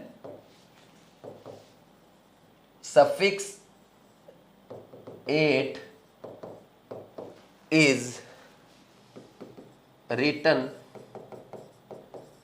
at last of metal ion. ठीक, समझ आ गया। नेक्स्ट क्या है, जैसे एग्जांपल इसका देख लेते हैं, एक एग्जांपल कर देते हैं, K4FeCN6 है, अब ऑलमोस्ट सारी चीजें आपकी हो गई। यहाँ पे ये एग्जांपल हम करते हैं। यहाँ पे पोटेशियम क्या है, कैटायन के फॉर्म में है और कोऑर्डिनेशन स्फीयर एनायन के फॉर्म में, क्योंकि इसके ऊपर 4- चार्ज है, इसके ऊपर +1 चार्ज है, 4k + 4- इसके ऊपर चार्ज है, तो ये एनायन के फॉर्म में है। पहले लिखा जाएगा cation. What is cation? Potassium. Potassium. अब क्या करेंगे, कोऑर्डिनेशन स्फीयर एनायनिक फॉर्म में है, तो कोऑर्डिनेशन स्फीयर का जब भी नेम लिखेंगे सबसे पहले क्या लिखा जाएगा, लिगेंड का नेम। तो क्या है, हेक्सासाइनो। हेक्सासाइनो। फिर क्या, आयरन है, और आयरन, क्योंकि अब आयरन नहीं लिखेंगे, अब इसको फेरेट लिखेंगे। +2 ऑक्सीडेशन स्टेट में है। फेरेट इसलिए लिखा जाएगा क्योंकि यहां पे जो मेटल एटम है वो, उसका कोऑर्डिनेशन स्फीयर जो है वो क्या है, एनायनिक फॉर्म में है। और एनायनिक फॉर्म में हो मेटल एटम के साथ सफिक्स क्या यूज किया जाता है, 8 यूज किया जाता है, तो इसको लिखेंगे फेरेट। और यहां पे आपको पता है इसके ऑक्सीडेशन स्टेट फाइंड आउट करके देखना, 2 आएगी, ये लिख देंगे। अब आयन लिखने की जरूरत नहीं है क्योंकि आयनिक फॉर्म में एग्जिस्ट नहीं कर रहा, ये न्यूट्रल मॉलिक्यूल है, ठीक, जैसे हमने उसमें लिखा आयन, इसमें लिखने की जरूरत नहीं है। नेक्स्ट, लास्ट, अगर मान लीजिए अगर एनायन आपका कोऑर्डिनेशन स्फीयर से बाहर है, आयनेशन स्फीयर में एग्जिस्ट करता है, तो उसका नेम लास्ट में लिखा जाएगा, ठीक। देखो, if anion is present in ionisation sphere, ऐसे भी लिख सकते हो, if ionisation sphere is present as anion, एक ही बात है। If anion is present in ionisation sphere then its name is written at last। वैसे ये बात बोलने की जरूरत नहीं है क्योंकि वो अंडरस्टूड है, ठीक, फिर भी मैं बता देता हूं आपको। देखो, जैसे ये है CONH3 6Cl3 मान लीजिए मेरे को दे दिया। अब आपको बता, देखो ये कैटायन है, कैटायन का नेम पहले लिखा जाएगा, एनायन का नेम लास्ट में लिखा जाएगा। कैटायन कौन है, कैटायन इस बार जो आगे लिखा वो है। कैटायन कौन है, अपना कोऑर्डिनेशन स्फीयर है, तो इसका नेम जब लिखेंगे सबसे पहले क्या लिखेंगे, लिगेंड का नेम लिखेंगे। लिगेंड एक ही है और कितने हैं, 6 है, हेक्सा अमाइन और कोबाल्ट। कोबाल्ट कौन सी ऑक्सीडेशन स्टेट में है, +3 में, तो 3 लिख दो रोमन नंबर में। और फिर इसके बाद क्लोराइड, अच्छा यहां पे ट्राई क्लोराइड मत लिखना, क्लोराइड लिखना आपको ओनली, है ना। और आयन लिखने की जरूरत नहीं क्योंकि न्यूट्रल मॉलिक्यूल है। क्लोराइड क्यों लिखा, अब ट्राई क्लोराइड इसलिए नहीं लिखा क्योंकि अंडरस्टूड है, 3 क्लोरीन लिखे हैं इसीलिए +3 ऑक्सीडेशन स्टेट आई है। ये ऑक्सीडेशन स्टेट अपने आप रिप्रेजेंट करेगी कि 1 क्लोराइड है, 2 क्लोराइड है, 3 क्लोराइड है, समझ आ रही बात। तो वो आपको लिखने की जरूरत कभी भी नहीं पड़ेगी।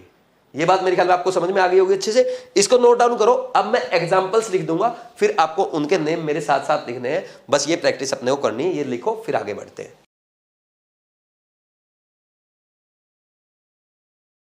देखो यहां पे मैंने कुछ कंपाउंड्स के फॉर्मूले लिख दिए हैं, आपको इनके IUPAC नेम ओनली लिखने हैं। सिंपल सी बात है, एक एक कंपाउंड का या तो मेरे साथ साथ कर लो, या तो आप सीधा एक बार पहले ट्राई कर लो, या आप ये भी कर सकते हो जैसे जैसे मैं आपको लिखाऊंगा आप साथ साथ बोल बोल के ट्राई कर सकते हो, फिर बाद में एक साथ लिख लेना, फिर आप देख लेना कि आपने क्या मिस्टेक की है, लेकिन साथ के साथ एक बार ट्राई जरूर करना है। जैसे पहला कंपाउंड है, अब आप सोचो ये कंपाउंड आपको दिया गया है, सबसे पहले हम लिखेंगे कैटायन का नेम। तो कैटायन कौन है, यहाँ पे कैटायन आपका क्या है, ये आपका कोऑर्डिनेशन स्फीयर ही कैटायन है, और कोऑर्डिनेशन स्फीयर कैटायन है तो इसका नेम पहले लिखा जाएगा। पहले जब हम लिखेंगे सबसे पहले क्या लिखेंगे, लिगेंड का नेम लिखेंगे, वो भी अल्फाबेटिकल ऑर्डर में। यहाँ पे अमाइन है, क्लोराइडो है, नाइट्रो है, तो सबसे पहले किसका नेम लिखा जाएगा, अमाइन का, फिर क्लोराइडो का, फिर नाइट्रो का। तो सबसे पहले लिखो अमाइन। अमाइन कितने हैं, 4 टेट्रा अमाइन, और ये टेट्रा डाइट्राई टेट्रा, ये अल्फाबेटिकल ऑर्डर में नहीं आते हैं। टेट्रा अमाइन, एक्वा लिख दिया मैंने यहाँ पे, एक्वा वाटर के लिए यूज होगा, टेट्रा अमाइन। फिर बोलो आगे सोचो क्या आएगा, टेट्रा अमाइन के बाद क्लोराइडो या क्लोरिडो बोल दो, फिर नाइट्रो। नाइट्रो में आप हमेशा ना यहां पे ये दिखाना एन नाइट्रो, क्योंकि यहां पे अगर ऐसा लिखा है NO2 तो नाइट्रो आएगा, एन नाइट्रो आएगा। अगर ONO लिखा हुआ, नहीं sorry N nitro, N nitrito लिखते हैं हम लोग, है ना, एन नाइट्रीटो, नाइट्रीटो, ठीक, एन नाइट्रीटो। अगर ऐसे लिखा हो आपको ONO, इसका मतलब ऑक्सीजन क्या है, मेटल से अटैच है, फिर लिखेंगे आप O नाइट्रीटो। ये मैंने आपको बताया था, मैंने बोला भी था, एग्जांपल NCERT में दिए गए हैं, पहले ही मैंने आपको अच्छे से बता चुके हैं लास्ट लेक्चर में, ठीक। टेट्रा अमाइन क्लोराइडो एन नाइट्रीटो, फिर क्या आएगा कोबाल्ट, और कोबाल्ट की ऑक्सीडेशन स्टेट आप फाइंड आउट कर लो क्या है, ये इसके कारण इस पे -1, इस पे -1, इस पे -1, इस पे 0, ये तीनों -1 में है, तो -1 के 3 -1 के कारण उस पे +3 आएगी, तो ब्रैकेट में 3 ऑक्सीडेशन स्टेट और लास्ट में क्या है, एनाइन क्या है, क्लोराइड है, ये क्लोराइड लिख दिया हमने, ठीक, ऐसे आ जाएगा। और कंपाउंड इसका नेम क्या लिखना है, ये जैसे ये क्या है, ये आपका ओनली कैटायन दे रखा है, और कैटायन में लिगेंड क्या है, लिगेंड का क्या आपका इथेन 1,2 डायामीन है, तो इसमें कितने लगे हैं, 3 लगे हैं, ओनली यही लगा है, क्या लिखोगे सीधा, tris ethane 1,2 diamine, ethane 1,2 diamine, ठीक, ट्रिस इथेन 1,2 डायामीन, और फिर इसका मेटल का नेम लिख दो, कोबाल्ट, और ऑक्सीडेशन स्टेट कितनी दी गई है, ब्रैकेट उसने ऊपर लिख के भी दिया 3 है उसके ऊपर, ठीक, और ये आयन के फॉर्म में, तो आयन लास्ट में लिख देंगे। नेक्स्ट ये क्या लिखा आपको, ये न्यूट्रल मॉलिक्यूल है, कोऑर्डिनेशन स्फीयर है, और ओनली न्यूट्रल है, तो सीधा एज इट इज लिख दो, क्रोमियम है, यहाँ पे कोऑर्डिनेशन स्फीयर का ही नेम लिखना है, ये अमाइन और ये क्लोराइड, तो पहले क्या कौन आएगा, अमाइन, क्या लिखोगे, tri amine, tri amine, tri chlorido, फिर क्या आएगा आपका, मेटल कौन सी है, क्रोमियम, और इसमें क्रोमेट या ऐसा कुछ लिखने की जरूरत नहीं है क्योंकि सिंपल लिखना है, ठीक, ये न्यूट्रल ही है, और ऑक्सीडेशन स्टेट कितनी आएगी, 3 क्लोरीन के कारण इस पे प्लस 3 आएगी, ब्रैकेट में 3 लिख दो ना, आयन लिखना क्योंकि आयन नहीं है, न्यूट्रल मॉलिक्यूल है, ठीक। नेक्स्ट देखो, पीटी के साथ NH3 लगा है, EN भी लगा है, और क्लोरीन भी लगा है, ब्रोमीन भी लगा है, तो सबसे पहले अमाइन आएगा, फिर इसको क्या लिखोगे, इस बार देखो इथेन 1,2 डायामीन, यहाँ पे इस बार ना 20 30 कुछ भी नहीं आने वाला है, ठीक, एक ही है, सीधा सिंपल आएगा, इथेन 1,2 डायामीन, फिर क्लोराइडो, ये ब्रोमाइडो, तो पहले अमाइन का A आएगा, फिर ब्रोमाइड का B आ रहा है, फिर क्लोराइडो का C आ रहा है, फिर E आएगा, तो कैसे लिखेंगे इसका नेम, देखो सबसे पहले लिखो अमाइन, क्या डाई अमाइन लिखेंगे क्योंकि 2 अमाइन लगे हुए हैं, डाई अमाइन, ठीक, फिर क्या लिखोगे, डाई अमाइन के बाद हमें क्या लिखना है, ब्रोमाइडो, ब्रोमिडो बोल दो, फिर क्लोरिडो, क्लोरिडो, फिर क्या लिखोगे, उसके बाद इथेन 1,2 डायामीन, इथेन 1,2 डायामीन, और अब मेटल का नेम लिखो, मेटल क्या है, प्लेटिनम है, और प्लेटिनम पे यहां पे ऑक्सीडेशन स्टेट यहां पे 4 है, तो ब्रैकेट में रोमन में 4 लिख देना है आपको, 4 लिख दोगे ये ऐसे, ठीक, और लास्ट में क्या लिखा है, क्लोराइड एनायन के रूप में प्रेजेंट है, लास्ट में क्लोराइड आ जाएगा, ठीक, ये हो गया, आसान सा है, इससे टफ तो क्या आएगा, है ना, बहुत आसान आसान ऐसे ही क्वेश्चन आपके पूछे जाते हैं। नेक्स्ट क्रोमियम CrCO6, तो यहाँ पे क्या है, हेक्सा कार्बोनिल, हेक्सा कार्बोनिल, और क्रोमियम, क्रोमियम, और ब्रैकेट में 0 उसकी ऑक्सीडेशन स्टेट है, वेरी सिंपल।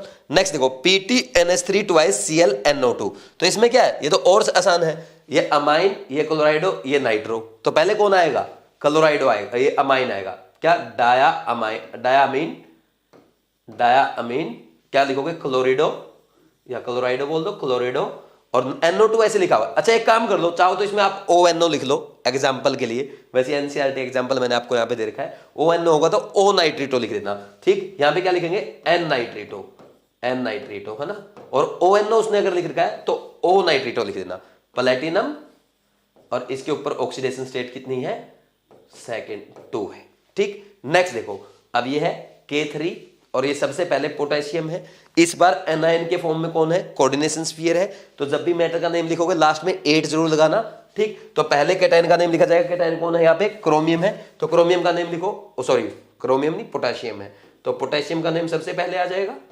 पोटेशियम, फिर क्या है यहाँ पे, ये कोऑर्डिनेशन स्फीयर का नेम लिखेंगे, लिगेंड का सबसे पहले लिखा जाएगा, लिगेंड एक ही है, कौन है, ऑक्जेलेटो, कितने ऑक्जेलेटो लगे हैं, 3 लगे हैं, तो ये कैसा है, बाइडेंटेट है, बाइडेंटेट को क्या लिखेंगे, ट्रिस ऑक्जेलेटो, ठीक, ट्राई मत लिखना, क्या लिख देंगे, ट्रिस ऑक्जेलेटो। अच्छा एक बात बताऊं, यहाँ पे कभी कभी है ना ऑक्जेलेटो के केस में वो ट्राई भी लिख देता है, वो भी रॉन्ग नहीं है, ठीक, कई बार ऑक्जेलेटो के केस में सिंपल वो ट्राई भी लिख देता है, वो भी ठीक है, ट्रिस ऑक्जेलेटो, ठीक, ऑक्जेलेटो, और फिर क्या लिखोगे, क्रोमियम को क्या लिखोगे इस बार, क्रोमेट, क्रोमेट, और इसकी ऑक्सीडेशन स्टेट आप फाइंड आउट करके देखेंगे, यहाँ पे 3 आएगी। नेक्स्ट ये भी ऐसा ही है, पहले पोटेशियम लिखोगे, इसके बाद पोटेशियम लिखने के बाद, और ये क्या है, कोऑर्डिनेशन स्फीयर का नेम लिखोगे, पहले टेट्रा, टेट्रा 4 ही लगे हैं, ओनली क्या लगे हैं, और हाइड्रोक्सो, टेट्रा हाइड्रोक्सो, हाइड्रोक्सो, और जिंको, जिंकेट लिखेंगे क्योंकि क्या है, कोऑर्डिनेशन स्फीयर एनायन के फॉर्म में, और ब्रैकेट में उसकी ऑक्सीडेशन स्टेट 2 आएगी, ये लिखते हैं ऐसे, ठीक है, ये एग्जाम्पल आपको करने हैं, इसको लिखो, फिर और 2-4 एग्जाम्पल और हम करते हैं, लिखो जल्दी से।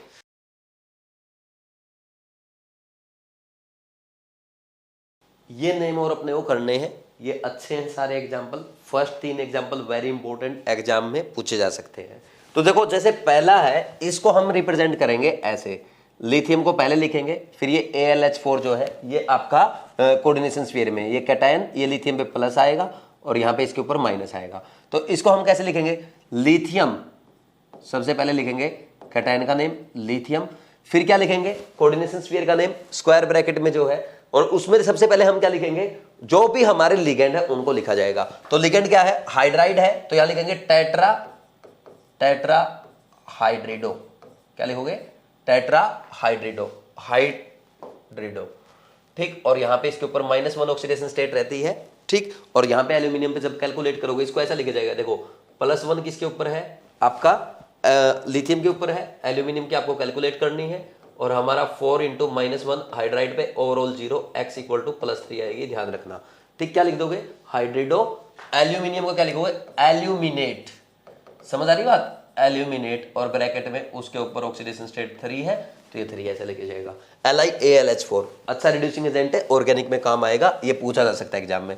और ये क्वेश्चन आपका AI में पूछा हुआ है, यानी JEE मेंस में पूछा हुआ है, K4NiCN4, इसको क्या लिखेंगे, पहले पोटेशियम लिख दो, पोटेशियम, ठीक। और यहां पे क्या लिखोगे, साइनाइड, टेट्रासाइनो, फिर इसका जब नेम लिखेंगे कोऑर्डिनेशन स्फीयर का टेट्रासाइनो, और निकिल को क्या लिखेंगे, निकिल ही लिख देंगे, क्योंकि वो निकलेट लिख देंगे, क्योंकि कोऑर्डिनेशन स्फीयर क्या है, एनायन के रूप में प्रेजेंट है, लेकिन निकिल के ऊपर ऑक्सीडेशन स्टेट 0 है, हमने लास्ट लेक्चर में फाइंड आउट किया था, वो आप खुद करके देख सकते हैं। नेक्स्ट इज आयरन, ये वाला लिखना अब आपको, है ना, ब्राउनिंग कॉम्प्लेक्स, इसमें क्या है, पेंटा एक्वा, और दिस इज नाइट्रोसोनियम। नाइट्रोसोनियम क्यों, NO यहाँ पे +1 में है, तो क्या लिखोगे, पेंटा एक्वा, और फिर क्या लिखोगे, नाइट्रोसोनियम, और इस बार आयरन लिखेंगे। आयरन इसलिए लिखा क्योंकि ये जो है कोऑर्डिनेशन स्फीयर कैटायन की फॉर्म में प्रेजेंट है, 8 बाद में नहीं लगाना है, और आयरन पे यहाँ पे +1 ऑक्सीडेशन स्टेट है, तो ब्रैकेट में 1 शो किया जाएगा, and this is sulphate, last में क्या है, सल्फेट, ठीक। ये आपका IIT में पूछा हुआ है, ठीक, ये आपके एग्जाम में पूछा जा सकता है। नेक्स्ट PTCl4 2-, तो इसमें क्या लिखोगे, क्या है, टेट्राक्लोराइडो, और प्लेटिनम को क्या लिखोगे, प्लेटिनेट लिखेंगे, क्योंकि एनायन के फॉर्म में प्रेजेंट है, कौन, कोऑर्डिनेशन स्फीयर, प्लेटिनेट, और ब्रैकेट में ऑक्सीडेशन स्टेट 2 है, और आयन लिख देना, बस इतना सा है। सिमिलरली यहाँ पे क्रोमियम पे ऑक्सीडेशन स्टेट फाइंड आउट करना, 2 × +1 प्लस x इसकी है -2 प्लस 4 × -1 और 0, x = +4 आएगी। अब इसका नेम लिख दो, सोडियम, और अंदर क्या क्या है, फ्लोराइडो है, और ऑक्जो, फ्लोराइडो पहले आएगा, तो सोडियम टेट्रा फ्लोराइडो, और यहाँ पे क्या आ जाएगा, फ्लोराइडो के बाद ऑक्जो, और इसको क्या लिखोगे, क्रोमेट, क्या लिखेंगे, क्रोमेट, क्योंकि वो एनायन के फॉर्म में प्रेजेंट है, कौन, कोऑर्डिनेशन स्फीयर, उसके ऑक्सीडेशन स्टेट 4 है, तो रोमन में 4, बस ये लिख लिए। अब 4-5 एग्जांपल हम ऐसे कर लेंगे, अपने को IUPAC नेम दे रखा होगा, उसका फॉर्मूला बताना है, बस इतना करना है, ये लिखो, आगे बढ़ते हैं। फिर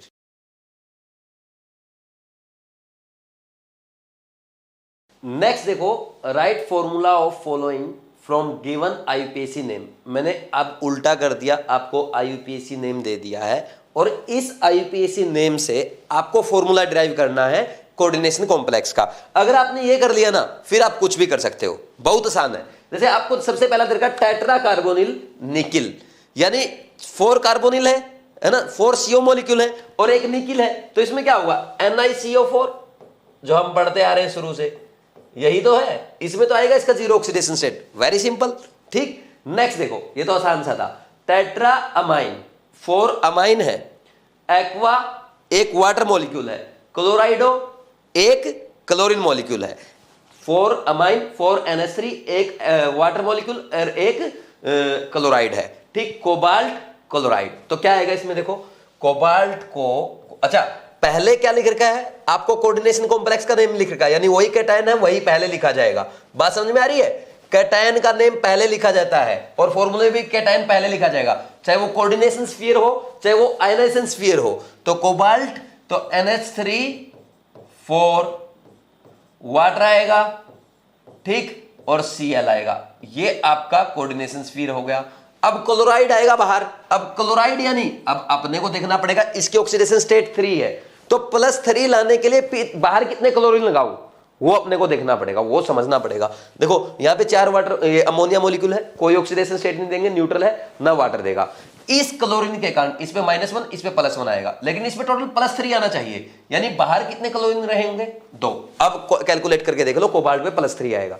ये मेथड है, ठीक। नेक्स्ट देख लो, नेक्स्ट भी ऐसे होगा। 20 इथेन 1 2 डायमीन, यानी 2 EN लगे हैं, है ना, इथेन 1 2 डायमीन लगे हैं, 20 का मतलब 2, और 2 ब्रोमाइड लगे हैं, क्रोमियम 2, यानी क्या लगा है, क्रोमियम अपना मॉलिक्यूल है, और यहां पे 2 तो आपके 20 इथेन 1 2 डायमीन लगा है, ठीक, और यहां पे 2 ब्रोमाइड लगे हैं, और इस पे ऑक्सीडेशन स्टेट 2 अपने आप आ गई। कॉम्प्लेक्स है, न्यूट्रल मॉलिक्यूल है, कोई डाउट इसमें नहीं होना चाहिए, ठीक। नेक्स्ट देखो, पोटेशियम टेट्रासाइनोनिकेलेट 2, पोटेशियम टेट्रासाइनोनिकेलेट 2, पोटेशियम पहले लिखा जाएगा, कितने पोटेशियम आएंगे मुझे नहीं पता है।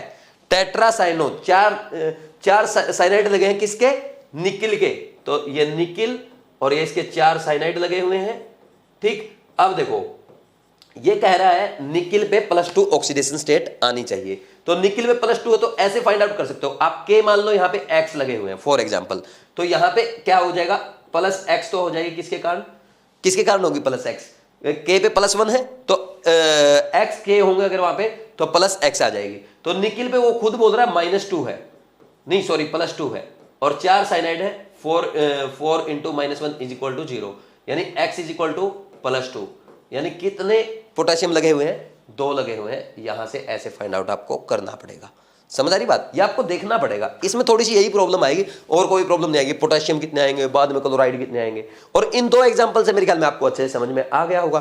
फिर बता देता हूं, आप ये मान लो XK है, तो XK है तो K पे +1 चार्ज रहता है, तो टोटल +X चार्ज हो गया। निकिल पे उसने खुद ने लिख दिया 2, तो यानी +2 चार्ज उस पे है, तो +2, साइनाइड पे -1 होता है, तो 4 × -1 ओवरऑल न्यूट्रल होगा। तो X कितना आया, 2 आ गया उसकी वैल्यू, यानी पोटेशियम कितने थे, 2 थे। ऐसे ही क्लोराइड भी कैलकुलेट कर सकते हो, समझ आ। नेक्स्ट देखो, पोटेशियम ट्राईऑक्जेलेटो एल्यूमिनेट। अब फिर यही एग्जांपल है, ये देखो पोटेशियम सबसे पहले लिखा जाएगा, फिर ये स्क्वायर ब्रैकेट आएगा क्योंकि एल्यूमिनेट है, ये एनायन के फॉर्म में है, एल्यूमिनियम और ट्राईऑक्जेलेटो, ठीक, ये है। थोड़ा सा बड़ा लिख देते हैं दोबारा से, स्पेस की कंजूसी नहीं करनी है।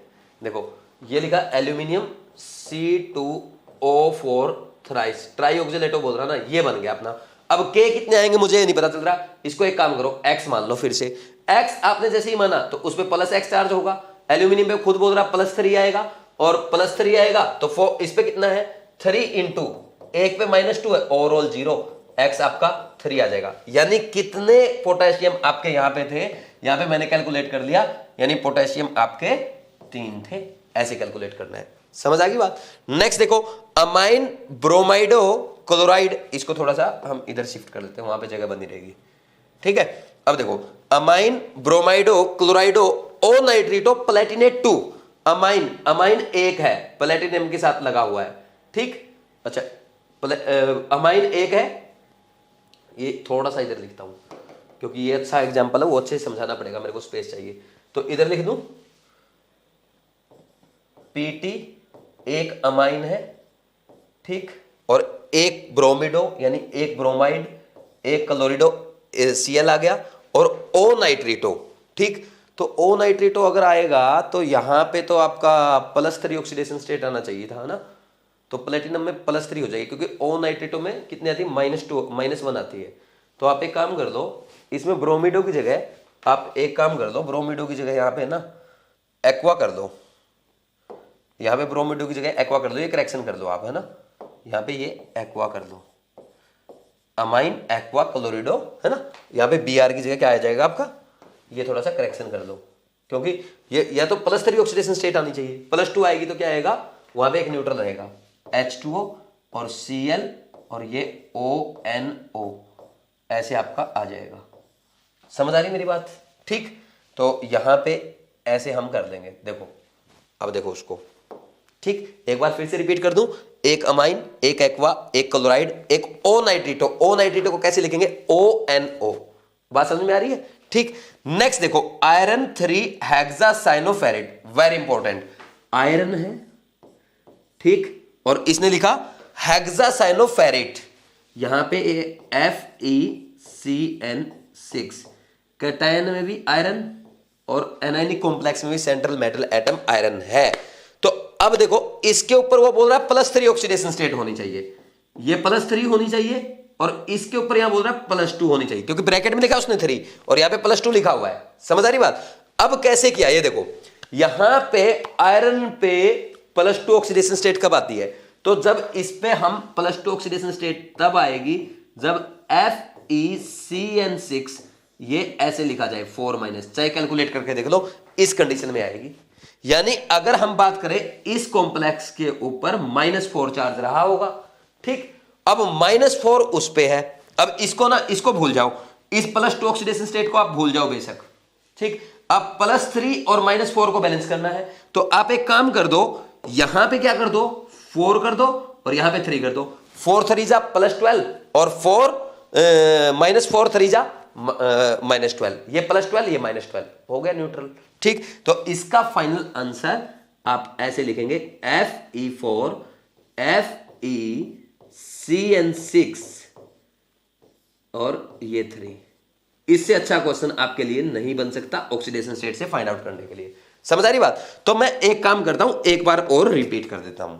मैंने क्या किया, सिंपल लिखा आयरन हेक्सासाइनोफेरेट, आयरन CN6, ठीक। तो मुझे बताया गया +3 इस पे है क्योंकि ब्रैकेट में लिखा हुआ है, मैंने लिख लिया +3, इस पे +2 ब्रैकेट में लिखा हुआ +2, ठीक। तो इस पे +3 इस पे +2, इस पे +2 कब आती है, जब ये वाला मेरे को दिख रहा है, इससे पता चला मेरे को, चेक कैलकुलेट करके देख लो, हमने बहुत एग्जांपल किए हैं। यहां पे देखो x +6 × -1 = -4, x +2 आएगा, ठीक। तो इस केस में आती है।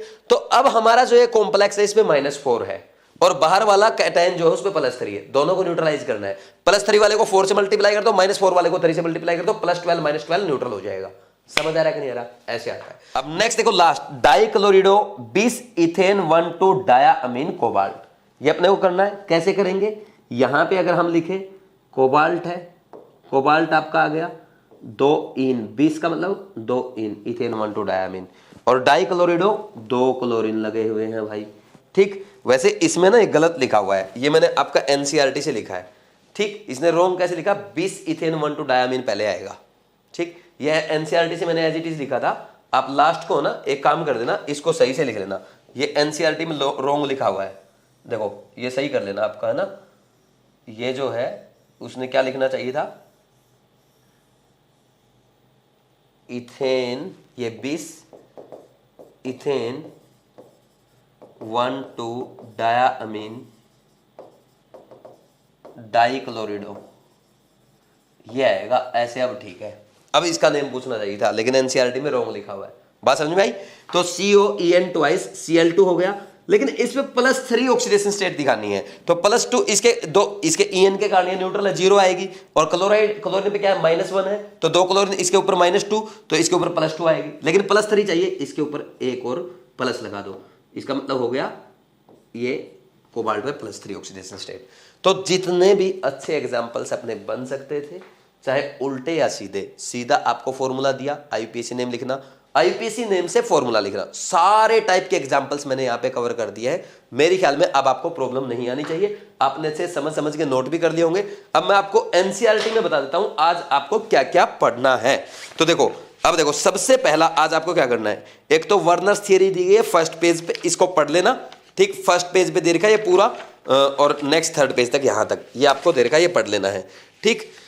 कल जहाँ से हमने पढ़ना स्टार्ट किया था ना 9.2, उससे पहले का, यानी 9.1 सेक्शन अपने को पढ़ना है। फिर देखा इसमें नोमेनक्लेचर, ठीक, जहाँ पे कल अपने homoleptic and heteroleptic complex last में पढ़ा था, उसके बाद नोमेनक्लेचर ऑफ कोऑर्डिनेशन कंपाउंड देखा, ये पूरा आपको पढ़ लेना है। फिर इसके बाद इन टेक्स्ट एग्जाम्पल, ये एग्जाम्पल 9.2 9.3 ये आपको अच्छे से सोल्व करने हैं। इसके साथ साथ आप एक काम और करेंगे, लास्ट में आप एक्सरसाइज में जो एग्जाम्पल दे रखे हैं 9.6 और 9.5 ये भी प्रैक्टिस के लिए कर सकते हैं, क्योंकि एग्जामिनर क्या करता है, डायरेक्ट एनसीईआरटी का इन टेक्स्ट एग्जांपल भी पूछ सकता है और आपको एक्सरसाइज का एग्जांपल पूछ सकता है। अब आपके माइंड में ये आएगा, सर आपने कोऑर्डिनेशन कंपाउंड में तो हमें बता दिया कि ये एग्जांपल कर लो, आपने पीछे वाले चैप्टर्स में नहीं बोला। देखो, आपको सारी एक्सरसाइज सॉल्व करने की जरूरत नहीं है, सारे इन टेक्स्ट एग्जांपल करने की कोई जरूरत नहीं है, जितना मैं करवा रहा हूं ना उतना काफी है। ये नहीं कि सर ने बोला यार एनसीईआरटी से एग्जांपल आ सकता है तो सारी एक्सरसाइज करने लगे। अगर आप अच्छे से एक्सरसाइज करेंगे ना एनसीईआरटी की, तो आप आईआईटी लेवल की प्रिपरेशन कर लेंगे। उतना अपने को जरूरत नहीं है, आपको इजी जो है ना वो करना है, जितना मैं बता रहा हूं वो करना है, क्योंकि आईपीएससी की अच्छी प्रैक्टिस हो जाएगी। वैसे मैंने नंबर ऑफ क्वेश्चंस आपको काफी करवा दी, 13 पहले करवाए थे, 8 इसमें करवा दिए, 21 क्वेश्चंस बहुत है ना, क्योंकि क्वेश्चन यहां से कभी कभी एक आता है। लेकिन वर्नर थियरी वाला जो पार्ट था ना वो आपको अच्छे से करना है, और सिडविक रूल की जो अपने एप्लीकेशन समझी थी वो करनी है। ठीक, आईयूपीएससी इतना ज्यादा आता नहीं है, लेकिन अगर आपको एक बार समझ में आ गया ना, फिर कभी भी नेम लिखने में प्रॉब्लम नहीं आएगी। एक बार खुद लिख के देख लो। लेक्चर थोड़ा लेंथी था, लेकिन एक एक चीज समझने लायक थी। अगर मैं आपको जल्दी जल्दी आईयूपीएससी पढ़ा देता, आपको समझ नहीं आता। एक एक पॉइंट मैंने बार बार रिपीट किया है, ताकि आपको क्लास के साथ ही सारी चीजें याद हो जाए, बार बार अपने को रिवीजन ना करना पड़े। आपका काम अब क्या है, वर्नर थियरी में आज सर ने क्या क्या पढ़ाया वो आपको रिवाइज करना है। प्राइमरी वैलेंसी, सेकेंडरी वैलेंसी, वो कोई बड़ा इशू नहीं है।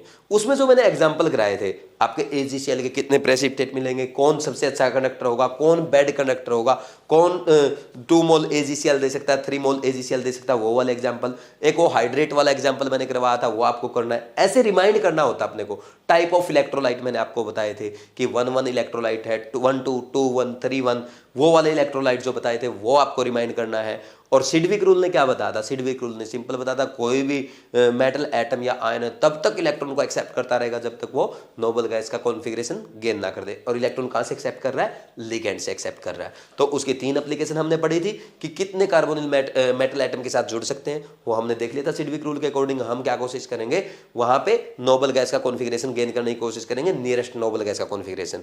फिर सेकंड हमने देखा था MnCO6 है, उसके पास एक इलेक्ट्रॉन एक्स्ट्रा होता है नोबल गैस के कॉन्फ़िगरेशन से, तो वो इलेक्ट्रॉन डोनेट कर देगा, वो रिड्यूसिंग एजेंट का काम करता है। सिमिलरली VOCO6 VCO6 में, MnCO6 में एक इलेक्ट्रॉन एक्स्ट्रा उसने डोनेट कर दिया, रिड्यूसिंग एजेंट का काम करेगा। VCO6 में एक इलेक्ट्रॉन कम है, वो इलेक्ट्रॉन एक्सेप्ट करेगा, दूसरे से इलेक्ट्रॉन लेगा, उसको ऑक्सीडाइज करेगा, ऑक्सीडाइजिंग एजेंट का काम करेगा। फिर हमने आईयूपीएसी नोमेनक्लेचर देखा। आईयूपीएसी नोमेनक्लेचर में हमने रूल्स पढ़े हैं। सबसे पहले कैटायन का नेम लिखा जाता है, कैटायन के बाद हम जो नेम लिखेंगे, मान लीजिए फिर अपने कोऑर्डिनेशन स्फीयर का नेम लिखना है, उसमें सबसे पहले हम क्या लिखेंगे, लिगेंड का नेम लिखेंगे अल्फाबेटिकल ऑर्डर में। फिर बाद में मेटल का नेम लिखा जाता है, मेटल के नेम के बाद में ब्रैकेट में रोमन में उसका ऑक्सीडेशन नंबर लिखा जाता है। और हम हमेशा लिगेंड को अल्फाबेटिकल ऑर्डर में लिखेंगे। अगर मल्टीपल लिगेंड है तो मोनोडेंटेट के लिए डाई ट्राई टेट्रा यूज करेंगे, जो कभी भी अल्फाबेटिकल ऑर्डर में कंसीडर नहीं किए जाते हैं। अगर पॉलीडेंटेट लिगेंड है तो 20-30 टेट्राकिस यूज करते हैं, जिसको हम अल्फाबेटिकल ऑर्डर में कंसीडर करते हैं। इसके बाद नेक्स्ट हमने क्या देखा था, अगर न्यूट्रल लिगेंड कोई है उसके लिए हम सफिक्स ओ लगाएंगे, सॉरी एनायनिक लिगेंड है उसके लिए सफिक्स ओ लगाएंगे। अगर कोई न्यूट्रल लिगेंड है उसका नेम एज इट इज लिखेंगे। अगर आपका कोई कैटायनिक लिगेंड है उसके लिए हम क्या लिखेंगे, IUM लास्ट में लगा देते हैं, है ना, लिगेंड के नेम के लास्ट में, जैसे नाइट्रोसोनियम था, नाइट्रोनियम था, इस टाइप से। उसके बाद लास्ट में हमने फिर उसके बाद देखा था, अगर कभी भी कोऑर्डिनेशन स्फीयर जो है अगर वो एनायन की फॉर्म में प्रेजेंट है तो मेटल के नेम के लास्ट में सफिक्स 8 लिखा जाता है, ATE। और अगर आयनेशन स्फीयर में अगर आपका कोई एनायन है उसका नेम एज इट इज लिखा जाता है। ये आपका आईयूपीएसी नेमिंग था। तो 5 to 6 मिनट में हमने पूरा लेक्चर रिवाइज कर दिया। ऐसे ही आपको रिवाइज करना होता है, फिर आपको थ्योरी पढ़ना होता है, फिर 5 मिनट में ऐसे ही रिवाइज करना होता है, फिर उसके बाद आपको एनसीईआरटी पढ़नी होती है। ये आपका काम रहेगा। इसको करो अच्छे से, इसके क्वेश्चन प्रैक्टिस कर लेना, ऐसे ही मेहनत करते रहो, आगे बढ़ते रहो। Thank you.